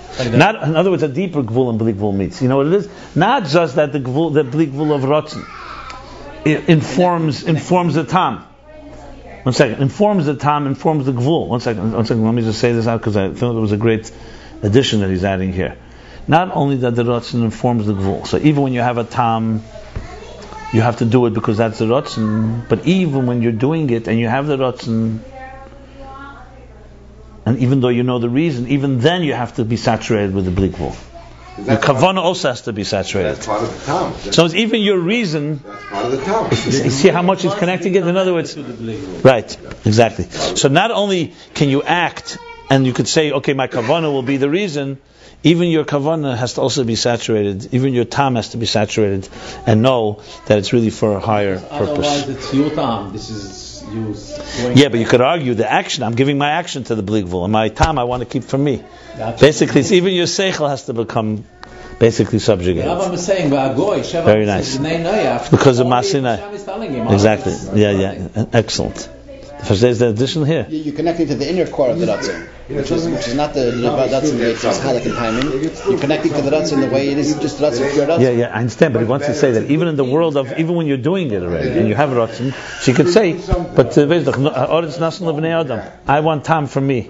She's saying even your tam, kavanah has to be saturated with kabbalah sel machshus hamayim. It's very interesting. Does Ezra Segeda, like... It's not so bad going to... Because it is very dangerous to say the ikar is the ma'aser. Remember also, in answering your questions before, less machshava tfisa beklal, avol tafis shul be berusa deliba. Iu tafis berusa deliba. So I think that's what you're looking for. The elusive rusa deliba. Yeah. Okay, now, someone can tell me what rusa deliba is, then we can get somewhere. To know what it means is besides having it. Rusa deliba, huh? Drives me nuts saying Shema. Drives me nuts every day. What? Saying Shema. Drives me absolutely nuts. Okay, so you're a good sized place. Most people are very complacent. It doesn't drive me nuts. Davar Shema as much as Shema. You cover your eyes? Yeah. So cover them harder, maybe.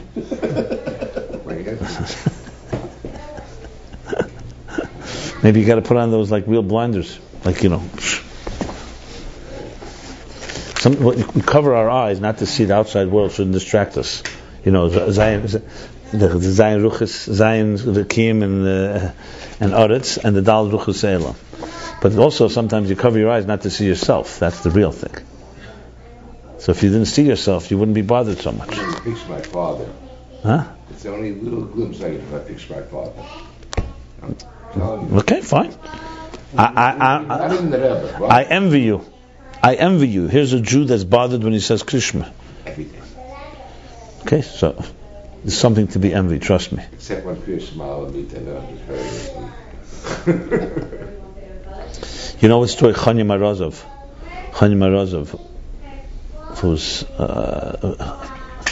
serious chassid. But it's a long story, but the Rebbe Rashab wanted it to be his secretary for personal matters. And he didn't want, so he tried to avoid it. The bottom line is, he tried to ask the Friedrich Rebbe to intervene because he knew he felt it would affect his discussions. But when finally the Rebbe Rashab confronted him and said, "I want you to do," he said, "Why doesn't the Rebbe use someone else that he has already?" So he says, "For these things I can't use them." So he didn't say yes. So the Rebbe Rashab says, "What's bothering?" He says, "I feel I'm going to lose a certain hiskashus, a certain sense of, you're not supposed to see a king take a haircut, etc. Right. So the Rebbe Rashab, so he thought he was hoping the Rebbe Rashab was going to give him a bracha that it's not going to affect. So the Rebbe Rashab said, "Eina chenami," it's true, but vazal lichtam. What should I do? So he realized, he has to sacrifice his hiskashus or whatever is going to affect. Because what's the Rebbe taught? So what the Rebbe, so he agreed. And later they asked him, did it affect? So he said it affected, but it was worth it in order to hear such a krishma shalamita. Understand? So I wish everybody's hiskashus would be affected like that. It was worth affecting hiskashus, so you should hear such a krishma shalamita. Now what he heard in krishma shalamita, we don't know. But if he said it was worth it, it must have been something. Yeah, the Rebbe Rashab, by the way, even though all the Rabbeim obviously were, but of all the Rabbeim, they say was the most digdu kal shel divrei sofrim. His hidur was beyond words. And you see the paradox, because the Rebbe Rashab also, on the other hand, is like unbelievable. The mind goes. I mean, all the Rabbeim and Alter Rebbe for sure, but you see it's such a gili, such a formidable mind. So you had these like two extremes. It's mamish this. It's Ratzon meets Tam. The ultimate Tam, because usually they don't come together. It was always known people who are bigger minds are not such medactic in the details. That's how it goes. So to have those two extremes is quite oppressive. You have to have a very deep level of real bittul there. Because it's not logical. People who are big picture people don't think about details. They don't care about details as much. Yeah. Came to the Rebbe and spoke of deep science and everything, and then the Rebbe asked him if he believed, and he couldn't believe. The Rebbe, a minute ago, he was so deep in Seichel. Now, Emunah. Yeah. You know the story that the Rebbe Rashab, his cousin was Echad Ha'am. Echad Ha'am was the Rebbe's Rashab's cousin. Usher Ginsburg. Usher Ginsburg is from the Ginsburgs. Baron Ginsburg? I don't know Baron, but the Mittler Rebbe, a daughter married Ginsburg, and the Rebbe Marash's daughter married Ginsburg. Ginsburg. So Mishpachas. Rebbe Marashi and Mittler Rebbe also. I think Mittler Rebbe also is the Ginsburg. Maybe not. Maybe. The Marash of the Ginsburg. Yeah, but I think also Mittler Rebbe has. I don't know. I'm not sure now. I don't know. Not necessarily. No, my wife's family is Ginsburg, but I don't think it's the same. There's a lot of Ginsburg. Ginsburg. But anyway, so Usher Ginsburg, Echad Ha'am, was a great mind, a poet. There's a street named after him. Yeah, no, he's one of the classic, like the poets. He's called Echad Ha'am, means it's from a pasuk, but he was like a poet. And he was a big thinker. He was actually the mentor of who?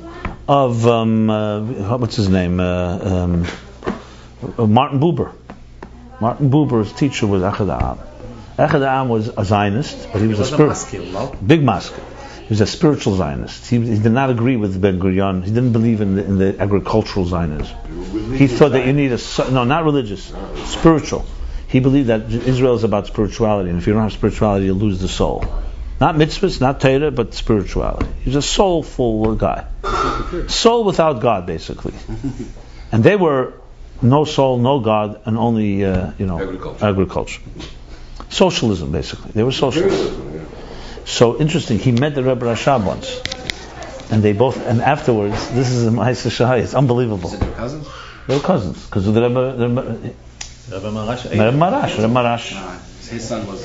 I think he was the first cousin, maybe, but they were cousins. He came to see the Rebbe Rashab in Lubavitch, and afterwards they asked the Rebbe Rashab what he has to say, and when they asked him what he has to say, they both commented. The Rebbe Rashab said. That means his father would be the Marash. Rebbe Rashab's father was the Rebbe Marash. Yeah. I don't know what level cousin. First time they were related. He was his brother. Rebbe Rash's brother. He may have been a grandson of the Rebbe Marash, or maybe he's I don't know. Maybe I'm not sure which Ginsburg it was. I think there's also, I told you, Mittler Rebbe also had, I think, a Ginsburg in the Mishpacha. So I think there's a lot of, like the Harim said, there was a lot of it was a royal family, Anyway. So the Rebbe Rashab said about Echad Ha'am, they asked him, he said, he's such an apikatus that even if he was stood in front of Kriyas Yamsuf, he wouldn't believe it. That's what the Rebbe Rashab said. He's such an unbeliever that even if he saw Kriyas Yamsuf with his eyes, he wouldn't believe it. That's the Rebbe Rashab's expression. However, but the main thing I want to tell you is the other side. Echad Ha'am said, you ever heard this? What he said in the Rebbe Rashab? Unbelievable. He said the Rebbe Rashab, Yodea es elame, u'machaven limrid beh. Elame.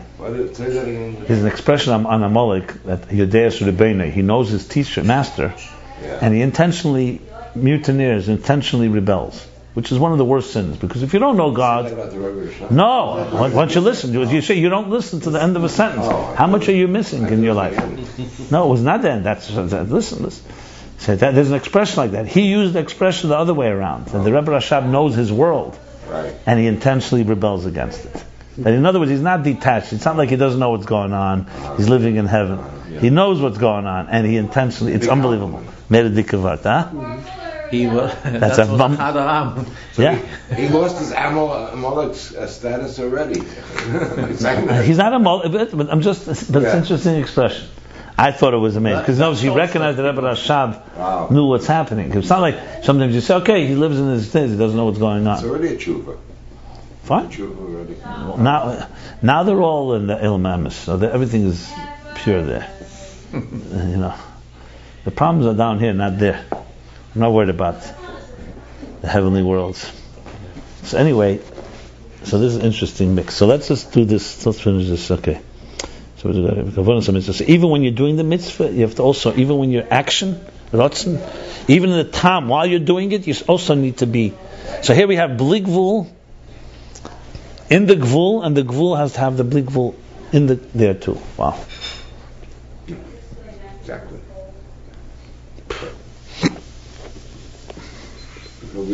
We have to test this. Should we do a mitzvah? Can we test this right now? Can someone, the volunteer, do a mitzvah right now and have the kavanah for Kabbalah Malchus Shamayim, and let's see if we can get gvul and bli gvul like bottled together. Can you do that? Yeah, bottled. Yeah, and then we'll display it in the museum and say, here we have gvul and bli gvul. Huh?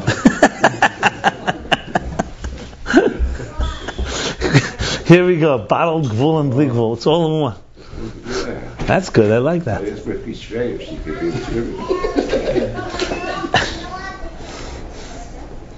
Gvul and bli gvul. Okay. So here we go. He's not finished. He's going to say now such wonderful things. Oh yeah.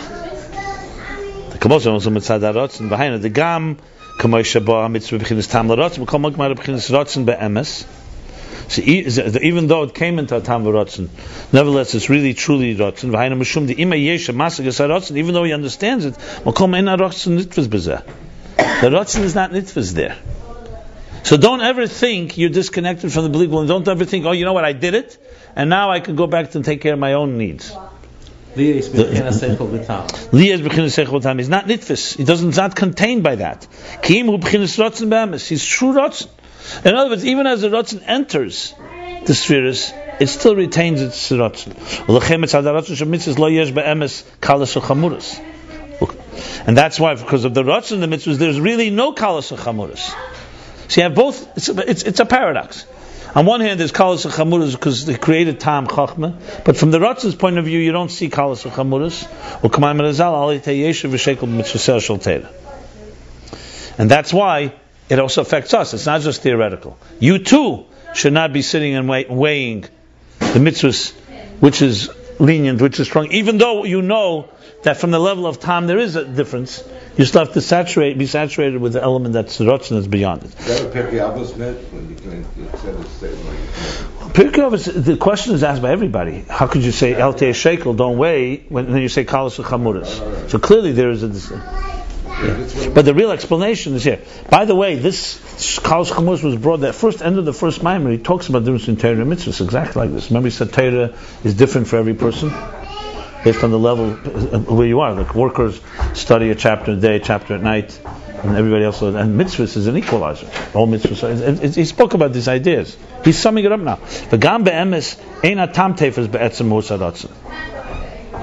And also, in truth, reason does not really contain or grasp the Mahus HaRatzon. So besides the fact that from the Ratzon's perspective everything is equal, he's saying another thing now. The truth, reason cannot really comprehend the core of Ratzon. It comprehends an element of it. Like you could say, like here he brings the thing where he said,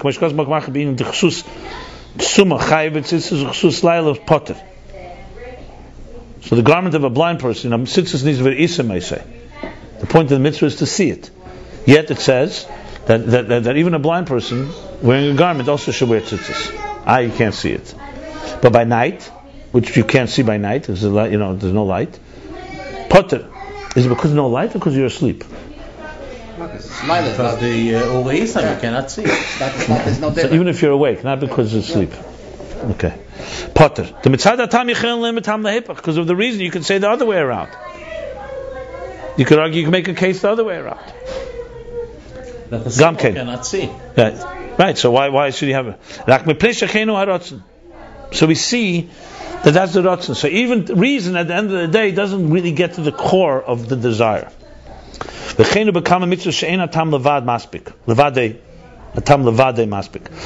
is with the various mitzvahs. That reason alone is not enough. Because the concept of the reason is only that there should be some comprehension. Not because Ratzon is now become desire. See, the faculties, when I'm writing with my fingers, the power of writing is in my fingers. It's in there. It's not somewhere else. It's not detached. The air has become now commensurate and tailored to the gvul. The energy is in the container. When Ratzon interacts with energy in containers, it still retains its so-called bligvuldik personality. It's amorphous. It's non-defined element.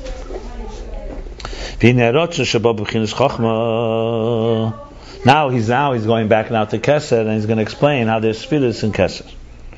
Now the 3 levels. Now we're summing it up. Now this desire that comes into Chochmah leaves tam l'rotzen, that there should be a reason. That's only an extension and a revelation of the desire alone. So we learned this already. I'm going to go quickly here. As it's known, Malchus is revelation alone. Midas is also extension and revelation. As we know, feelings are to another.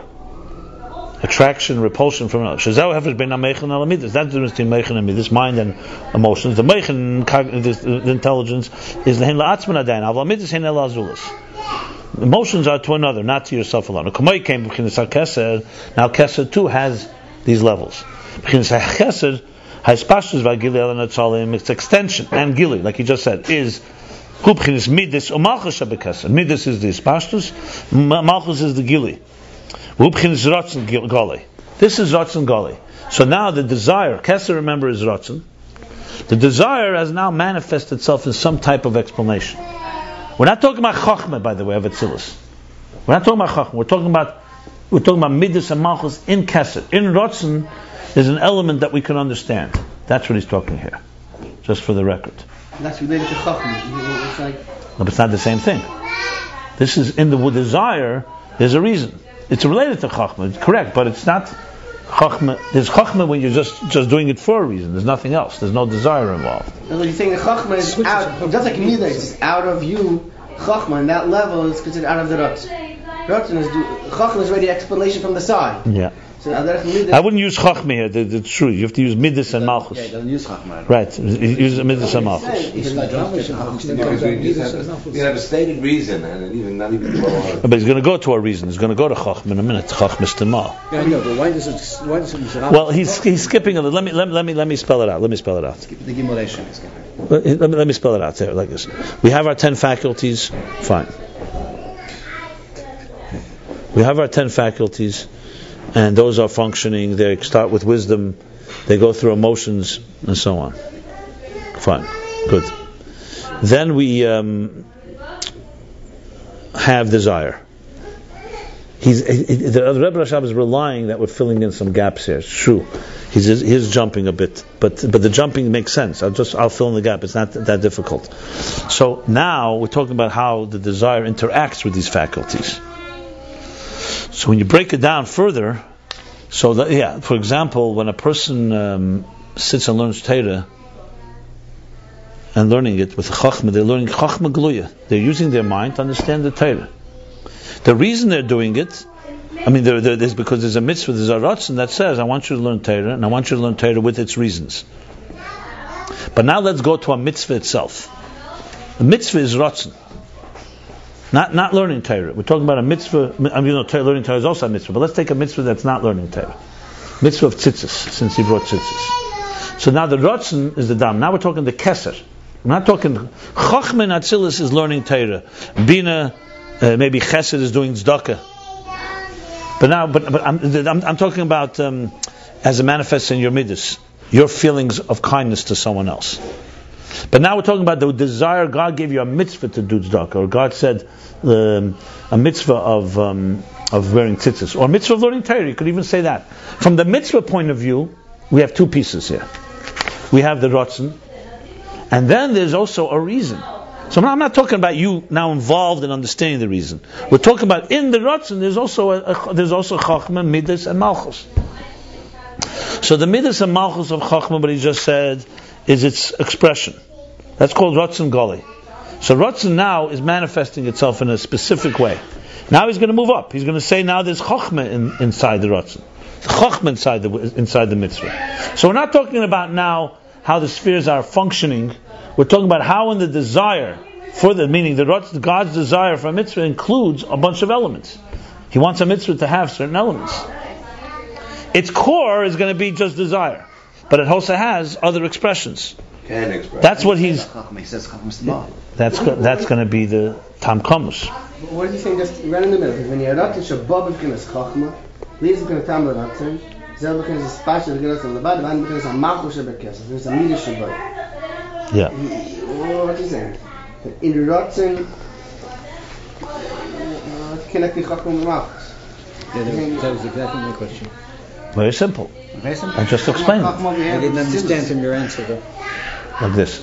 God gave a mitzvah called ratzon. The ratzon Hashem is to do a mitzvah. Let's say the mitzvah is the mitzvah of tzitzis. I'm looking for a mitzvah with a reason. Okay, tzitzis, very simple, yeah. Why? Because you went out of Mitzrayim. So God says, I want you to remember that I took you out of Mitzrayim. But Isa may say, he'll remember that I took you out of Mitzrayim. So there's a mitzvah. There's a reason involved. So Ratzon has in it a chachma in it. Well, that's what I mean. The Ratzon, that Shabbat, that is manifest in B'chinas chachma. The reason, Li is B'chinas tam the Ratzon zeh. So the tam, as we just explained, even though it's a tam in the Torah, it's not pure Ratzon. It's a spashus of Ratzon. That's what he's saying. And it's spashus. What level is it? Really, it's not chachma shebekesed. It's midas and malchus shebekesed. That's the point here. So in other words, as he's soon going to say, midas and malchus shebekesed is what informs chachma of atzilus. If you want to fill it out, he's going to say that again. Remember with the zeroyas. It's like malchus of every world becomes the exactly. That's the point here. So he's not saying, So now we're still going to go now to the chachma within Kesser. That's going to be a different level of reason. Exactly right. In other words, for our wine to understand the reason, it comes from the lower levels of the ratzon in Kesser. The lower levels of ratzon. So if for example Kesser did not have midas and malchus, the ratzon would never manifest in the reason. You could say chukim, for example, maybe don't have that midas and malchus so much. They're concealed. You're getting a flow straight from Kesser itself. So this is Kesser through the lens of midas and malchus, which gives it a manifesting type of reason. Okay, got it? Okay.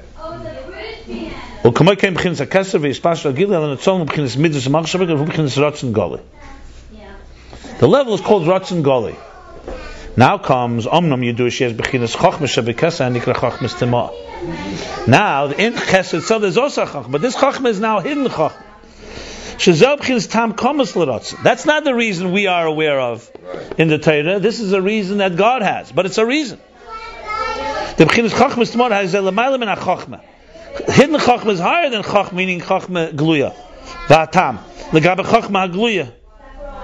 The Bechinas Chachmas has a lamayla min hachachma v'atam legabe chachma gluya. Compared to revealed wisdom, this is a concealed. Commission is bar le'el ba'irich, like we learned. Commission is bar le'kamen ba'irich or le'el. Actually, we learned it earlier, and we'll learn it later. V'hu bechinas hamshacha nelemes. Huh? Le'el. Commission is boer le'el. You're right. Commission is boer le'el. You're right. Commission is boer. You're right. You're right. So this was explained earlier. That's when we learned about Amshach and Alemes, that there's that Chachma Meiv Medaite, a person whose wisdom is on a different level. So, for example, now we go deeper. Now, you learn a mitzvah and you learn the reason on your level. Someone who's a far more brilliant person sees another reason that's much deeper. Just as an example. So the Chachma in Kesser, therefore, is now another level of reason. But it's still a reason. No, so what do you learn? If the Torah is giving a tam, everyone is seeing it in that way. Okay, so maybe I correct myself. Maybe it's not a good example. You're right. That's Chachma from Kesser. No, the Torah is giving a tam and you understand it. That's Kesser. That's Midas and Malchus going into Chachma of Atzilus. Yeah. If it's any Chachma, it's a... Good. So now he says, and we learned in chapter 96, the Ayin Hamshachan Alamis with the Ime Yesim Mushlim in Agili and Minam Etzias the Chachma, that even though Hamshachan Alamis, which is Chachmas Tima, the concealed, is Mushal, negates revelation, but that's from the existence of Chachma. We talked before concept. Here we go. It's Mushal from the existence of wisdom, but not from the concept of wisdom. Not from the category of wisdom. It's called Chachma Nalama.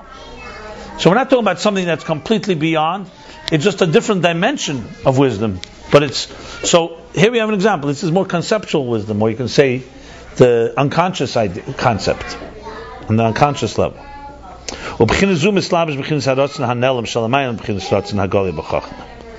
And this level is manifest the concealed desire. Yeah, that's higher than the Ratzon that Hagali b'Chachma, the one we spoke before, the Midas HaMalchus that goes into Chachma. And this does not have a tam lamato. Lamata, but Lamaila, yeah. The Hainu b'Chinas HaRatzon. Whiteness on it, is that the what? white field? No, not. Is that the whiteness between? He'll soon see the whiteness. Soon we'll get to that. He didn't say it yet. V'hainu de b'chinas haratzon shulamaila min hatam legam b'chinas hachachma glui yesh al zatam b'chinas chachma t'nalama, which means that this ratzon that's higher than the reason, completely higher than the reason that's in the revealed chachma, this has a reason in a concealed place. U'kiyin shtei kachol b'machshav b'chinas haratzon b'slav b'chachma hanalama shulamaila min hatam legam b'chachma gluya. Like the thing of be silent, this arose in my will, because there's a reason, but it's not in your world. You will never get this reason. It's a hidden reason. The lekabe chachma gluya compared to revealed wisdom, hu b'bchinas makif levad. It's only makif. K'meirotzen b'lei tam, like a desire without a reason. It appears like no reason. On my terms, there's no reason. Okay. All this is Ratzon that comes revealed. So we're not even talking the highest level now. This is probably the parchment around the letters that we just said. He's saying later. Yeah. Okay, 1 second. But this is all Ratzon that comes revealed. Both these levels are revealed. Or it's revealed to the emanations. That's the lower level. That's Midas and Malchus, or that Gili. Because this hidden reason is also a Gili. It's just not a Gili to someone else, but to himself is revealed. So we have two levels of revelation. One to yourself. One you could say one is machshava, one is dibur. Basically. That's the lower level of Ratzon. That's the middle level that we were talking. That's chachmas tima. He's splitting Kesser of Kesser itself. Yeah. Then there's going to be Kesser Shebek Kesser. Remember I said 3 things. It's critical, 3 things. This is both an arich. And now we go, Okay.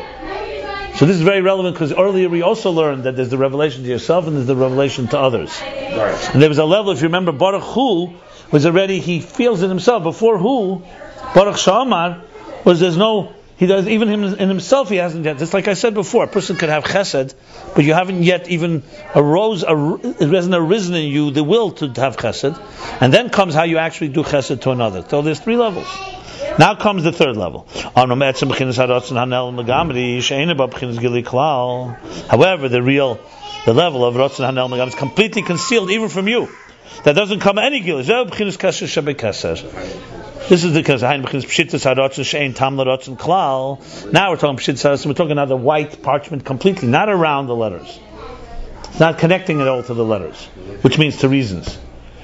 This is, there's no reason at all. Gamle b'chinas tam kamas l'rotz, not even a hidden reason, a concealed reason. Ve'ein b'chinas hagili gamla atzmei, and even himself there's no gilu yet.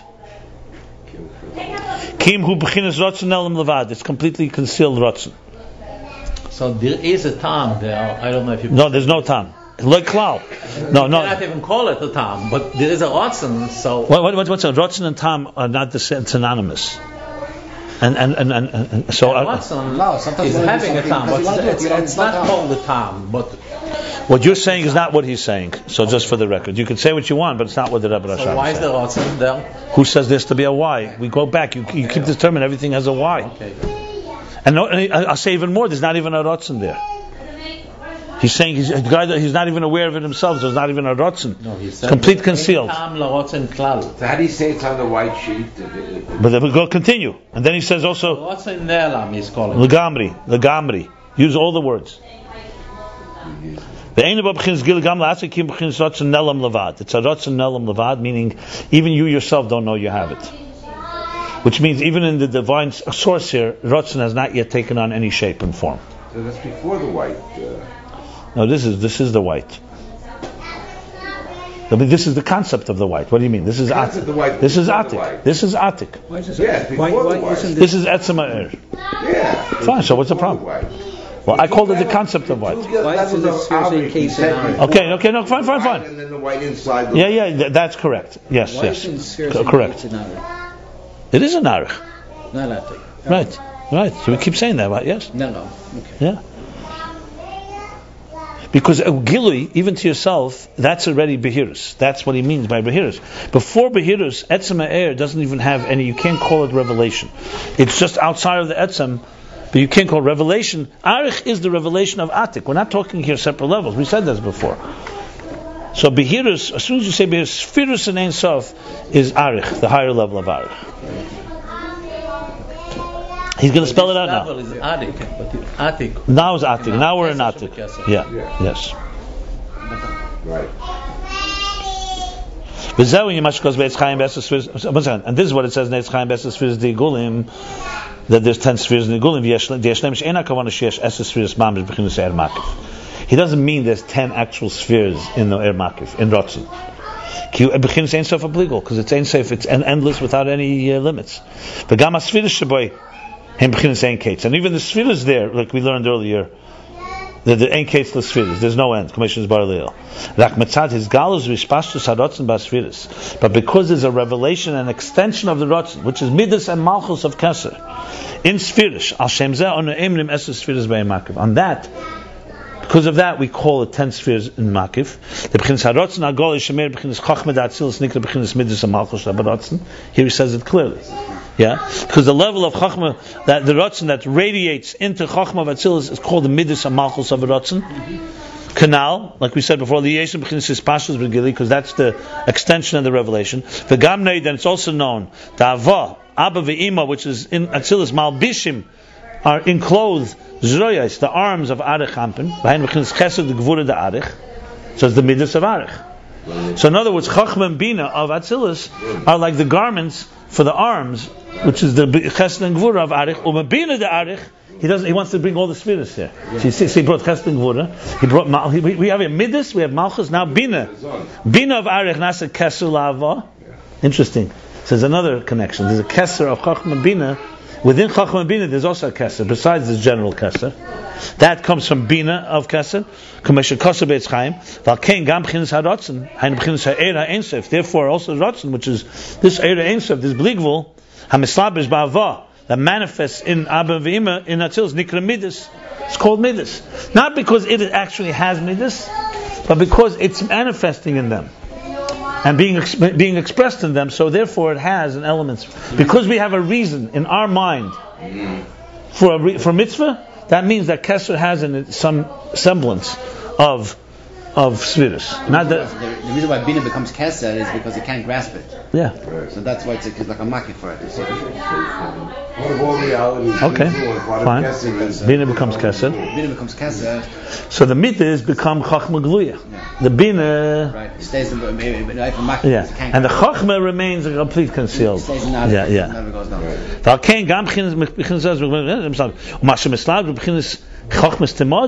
And what manifests in the hidden wisdom of Arich, which means the level to reveal to himself, that's called Chachma in Atzilus.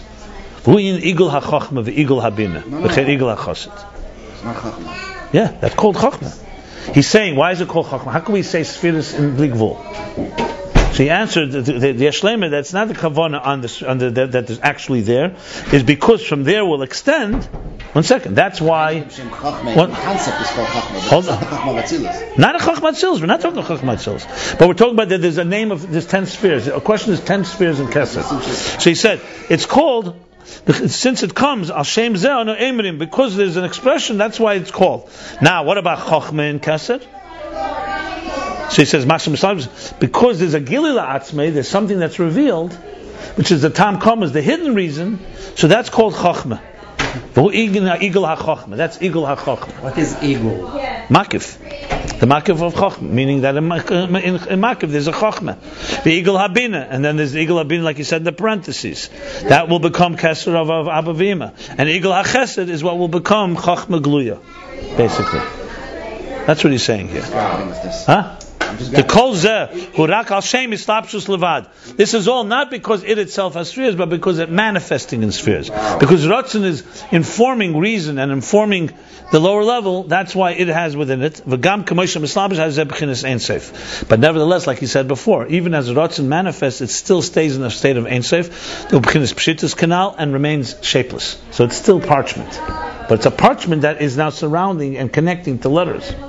Omnam etzem b'chinas hakeser, zeh b'chinas keser shebekeser, keser shebekeser, crown of the crown, zeh b'chinas harotzen hanelam v'haposhet. This is the rotzen, the completely concealed, complete shapelessness. She'ein above b'chinas gili klal, no revelation at all. V'hu b'chinas pshitas atzmus, and that's the pshitas completely. There you can't even say spheres, basically. So spheres you could say. So now we've established you can say both spheres that are behiras, brightness in arich. And you could also say spheres have Eser, the 10 spheres in there, not on themselves, but because it's a manifestation. It's essentially, because like I said at the outset, it's the parchment that knows that it's going to be manifesting, and it's it's informing the spheres. And therefore it itself also has these spheres as a result. So you can have a couple of Tzvah, can you have a Venus Tzvah, the same thing all the way down? Or? He just said Bina Stima is the Kesser of Abba B'Ima. He doesn't say Stima, he says just Bina. No, but usually I usually use the word Chachma. I don't know, there may be Bina Stima, but it doesn't use it here. Because I sometimes heard the Meichel Tzvah, something like that. The key thing to know is, the key line is Yeshlema, that the spheres are not in the Ur Makif itself. It's only because of the manifestation of Ur Makif affects the Ur Pnimi, the inner, the immanent energy, in different ways. Midas HaMalchus is affected, that it actually becomes the reason. So that's why it's called Midas HaMalchus, because of that reason. And then there's also the element, because it has, and it ultimately gili. There's something that it does have. There's a reason in there, a hidden reason. So therefore it has Chach Mistema. And then there's beyond that, you can't call it 10 spheres. Whether you can call it Behirus, also Mashma not, but I think maybe Behirus here, maybe not 10 spheres. But you basically, that's what he's saying here. Yeah, what's eluding me is these words. Mashma Islamish v'b'chinas Chach Mistema. Just these three, that, in other words, it has to get from Atik, right? Because Chach Mistema is the highest level of Arif. So what is Mislamish Chach Mistema? It has to be the lowest level of Atik. It's the highest level. Between Atik and Arik. Highest level in Atik. In Arik. The highest level in Arich. It's the highest previous level. Yeah, right. Right. So it's getting from what? From the Makif of Arich. Saying that it's getting from the Makif what is Arich. That is the. But read the line before, and you'll be able to understand it better. Read the Al-Kain. Let's read first the first level. Read Al-Kain. Hamislabish. Same expression. Hamislabish. So Rotzen, we're talking about Kesser is Rotzen. It's 8 Ein Sof, right? That we've established. It's 8 Ein Sof Keser. Atik or Arich. They're both Heid v'Hodar. No. But Heid v'Hodar in general. We're talking about 8 Ein Sof? Yeah. Okay. 8 Ein Sof is Ratzon. Correct? Yeah. Now, there's levels here.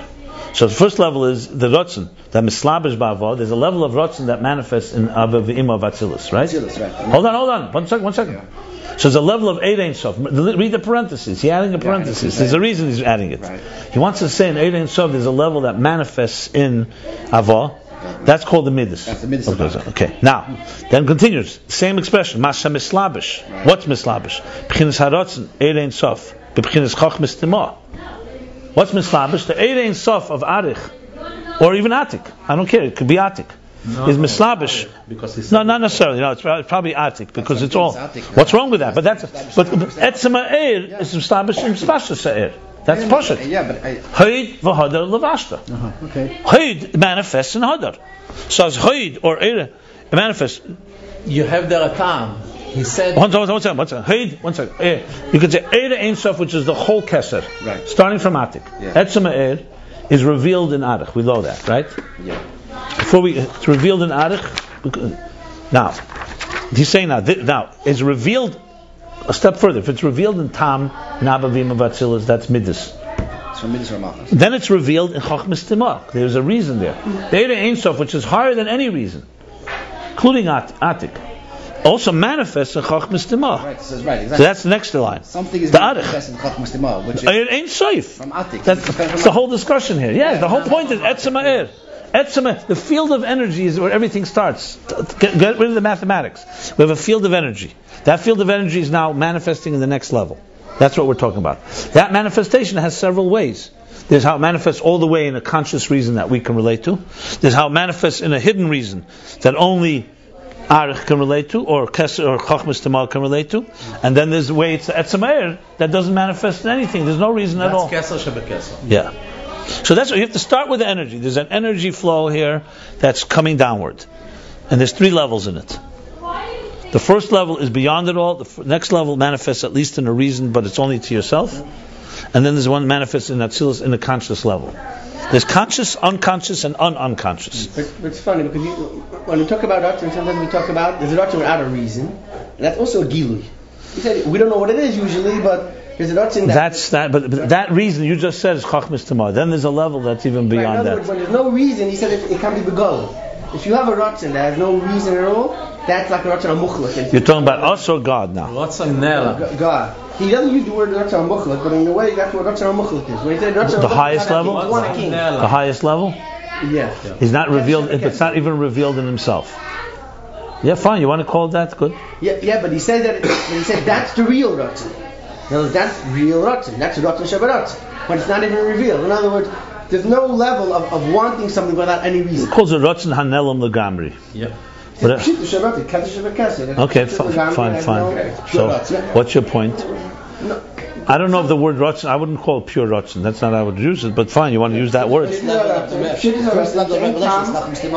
calls it Pshittas Ha'atzmus, if anything. Huh? What you're trying to make, what's the point you're making? I'm trying to just understand something general and I wouldn't focus on the word Ratzon in the highest level.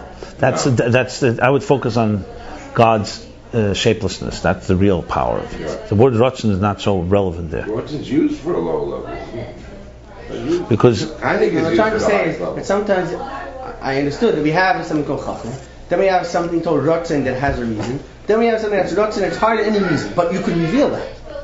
When you have Mrs. Nefesh, Chveis, there's a Ratzon without a reason. First of all, that's not what he's talking about here. He's not talking about that here. You're talking in the Shaman now. When you say Mrs. Nefesh, you're talking about the Shaman. Just give you an example. Okay. There's a type when there's a Ratzon. You're trying to fit that into this? It's not exactly this. The problem is it won't fit because the levels are not exactly aligned. What you're bringing is other Maimorim, not what it says here. Okay. But what you're bringing is a 4th level, really. But that's not here.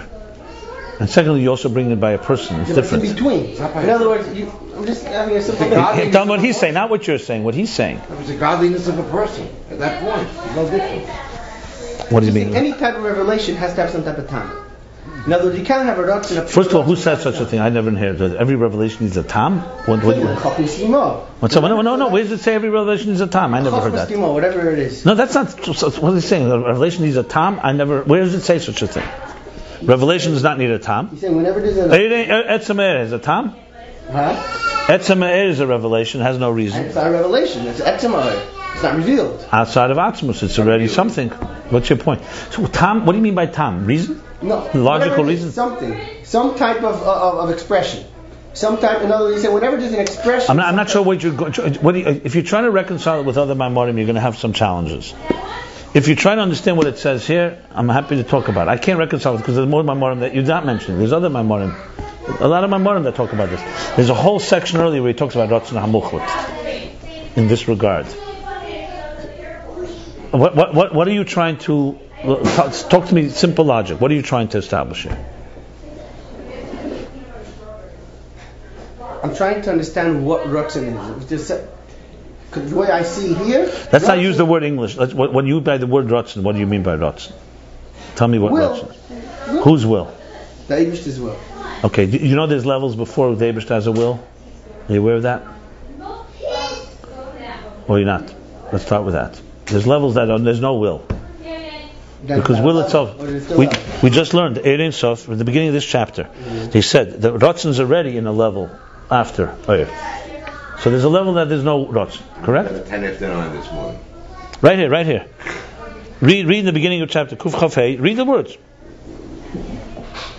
Ayin in his body leil perek from above the Ein Sof the begins gilim in etzem ein b'shum shal klem klav hakamish begins makov leil misad b'nikle shem Ratzon.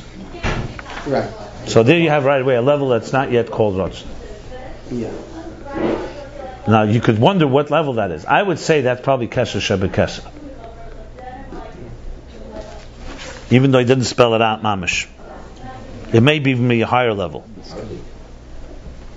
Then there's how Ratzon becomes a makif. Bottom line is like this, you understand? Atzmus doesn't need a will. Only we need will, because that's how we're created. Atzmus doesn't need a will. A will is a level. Even Kesser is a darg. Even the Primis HaKesser is a darg. It's a levush. Hey, there's also a levush. So just start with that. We talk Atzmus, there's no nothing. Then comes how he manifests in the air. We'll call that Ratzon Melam Legamri. Really, it's probably even beyond Ratzon, like what he said earlier. It's just air. And then starts happening a Ratzon that starts manifesting Gilui La'atzmi. I know. You mentioned before, Be'etzem, look like this. Let's say it has a Nishta Vil, Nishta Kenzain, Abgedis in front of the Kus. But he's not really aware of it. You're not even aware to yourself. You could say it's there, but you're not aware. Is it a Ratzon? It depends what you mean. It's not an aware Ratzon. It's a Ratzon that is potential Ratzon. In other words, should you be challenged, that part will awaken. When it does awaken, now you have levels. There's a place where it manifests and there's a reason, but it's a hidden reason. And there's a place that manifests that's a revealed reason. That's how I would articulate. But once it manifests, it has a reason. You said if it manifests either with a reason, with a hidden reason, or it manifests with a you ask me if it can manifest with no reason, probably can. Like you said, Mesiras Nefesh. Somebody can Nishta Ken, he has no reason. He just gives his life for Yiddishkeit. It may not even be a hidden reason. But here he's not mentioning such a life. He's not talking. Right. You're not mentioning. But in general, what we're saying is correct. Remember, this is not necessarily telling you all the levels that exist. He's giving these three that are relevant to our discussion here. Okay, we'll stop here. We redid a summary of chapter 125, page 241 through 243.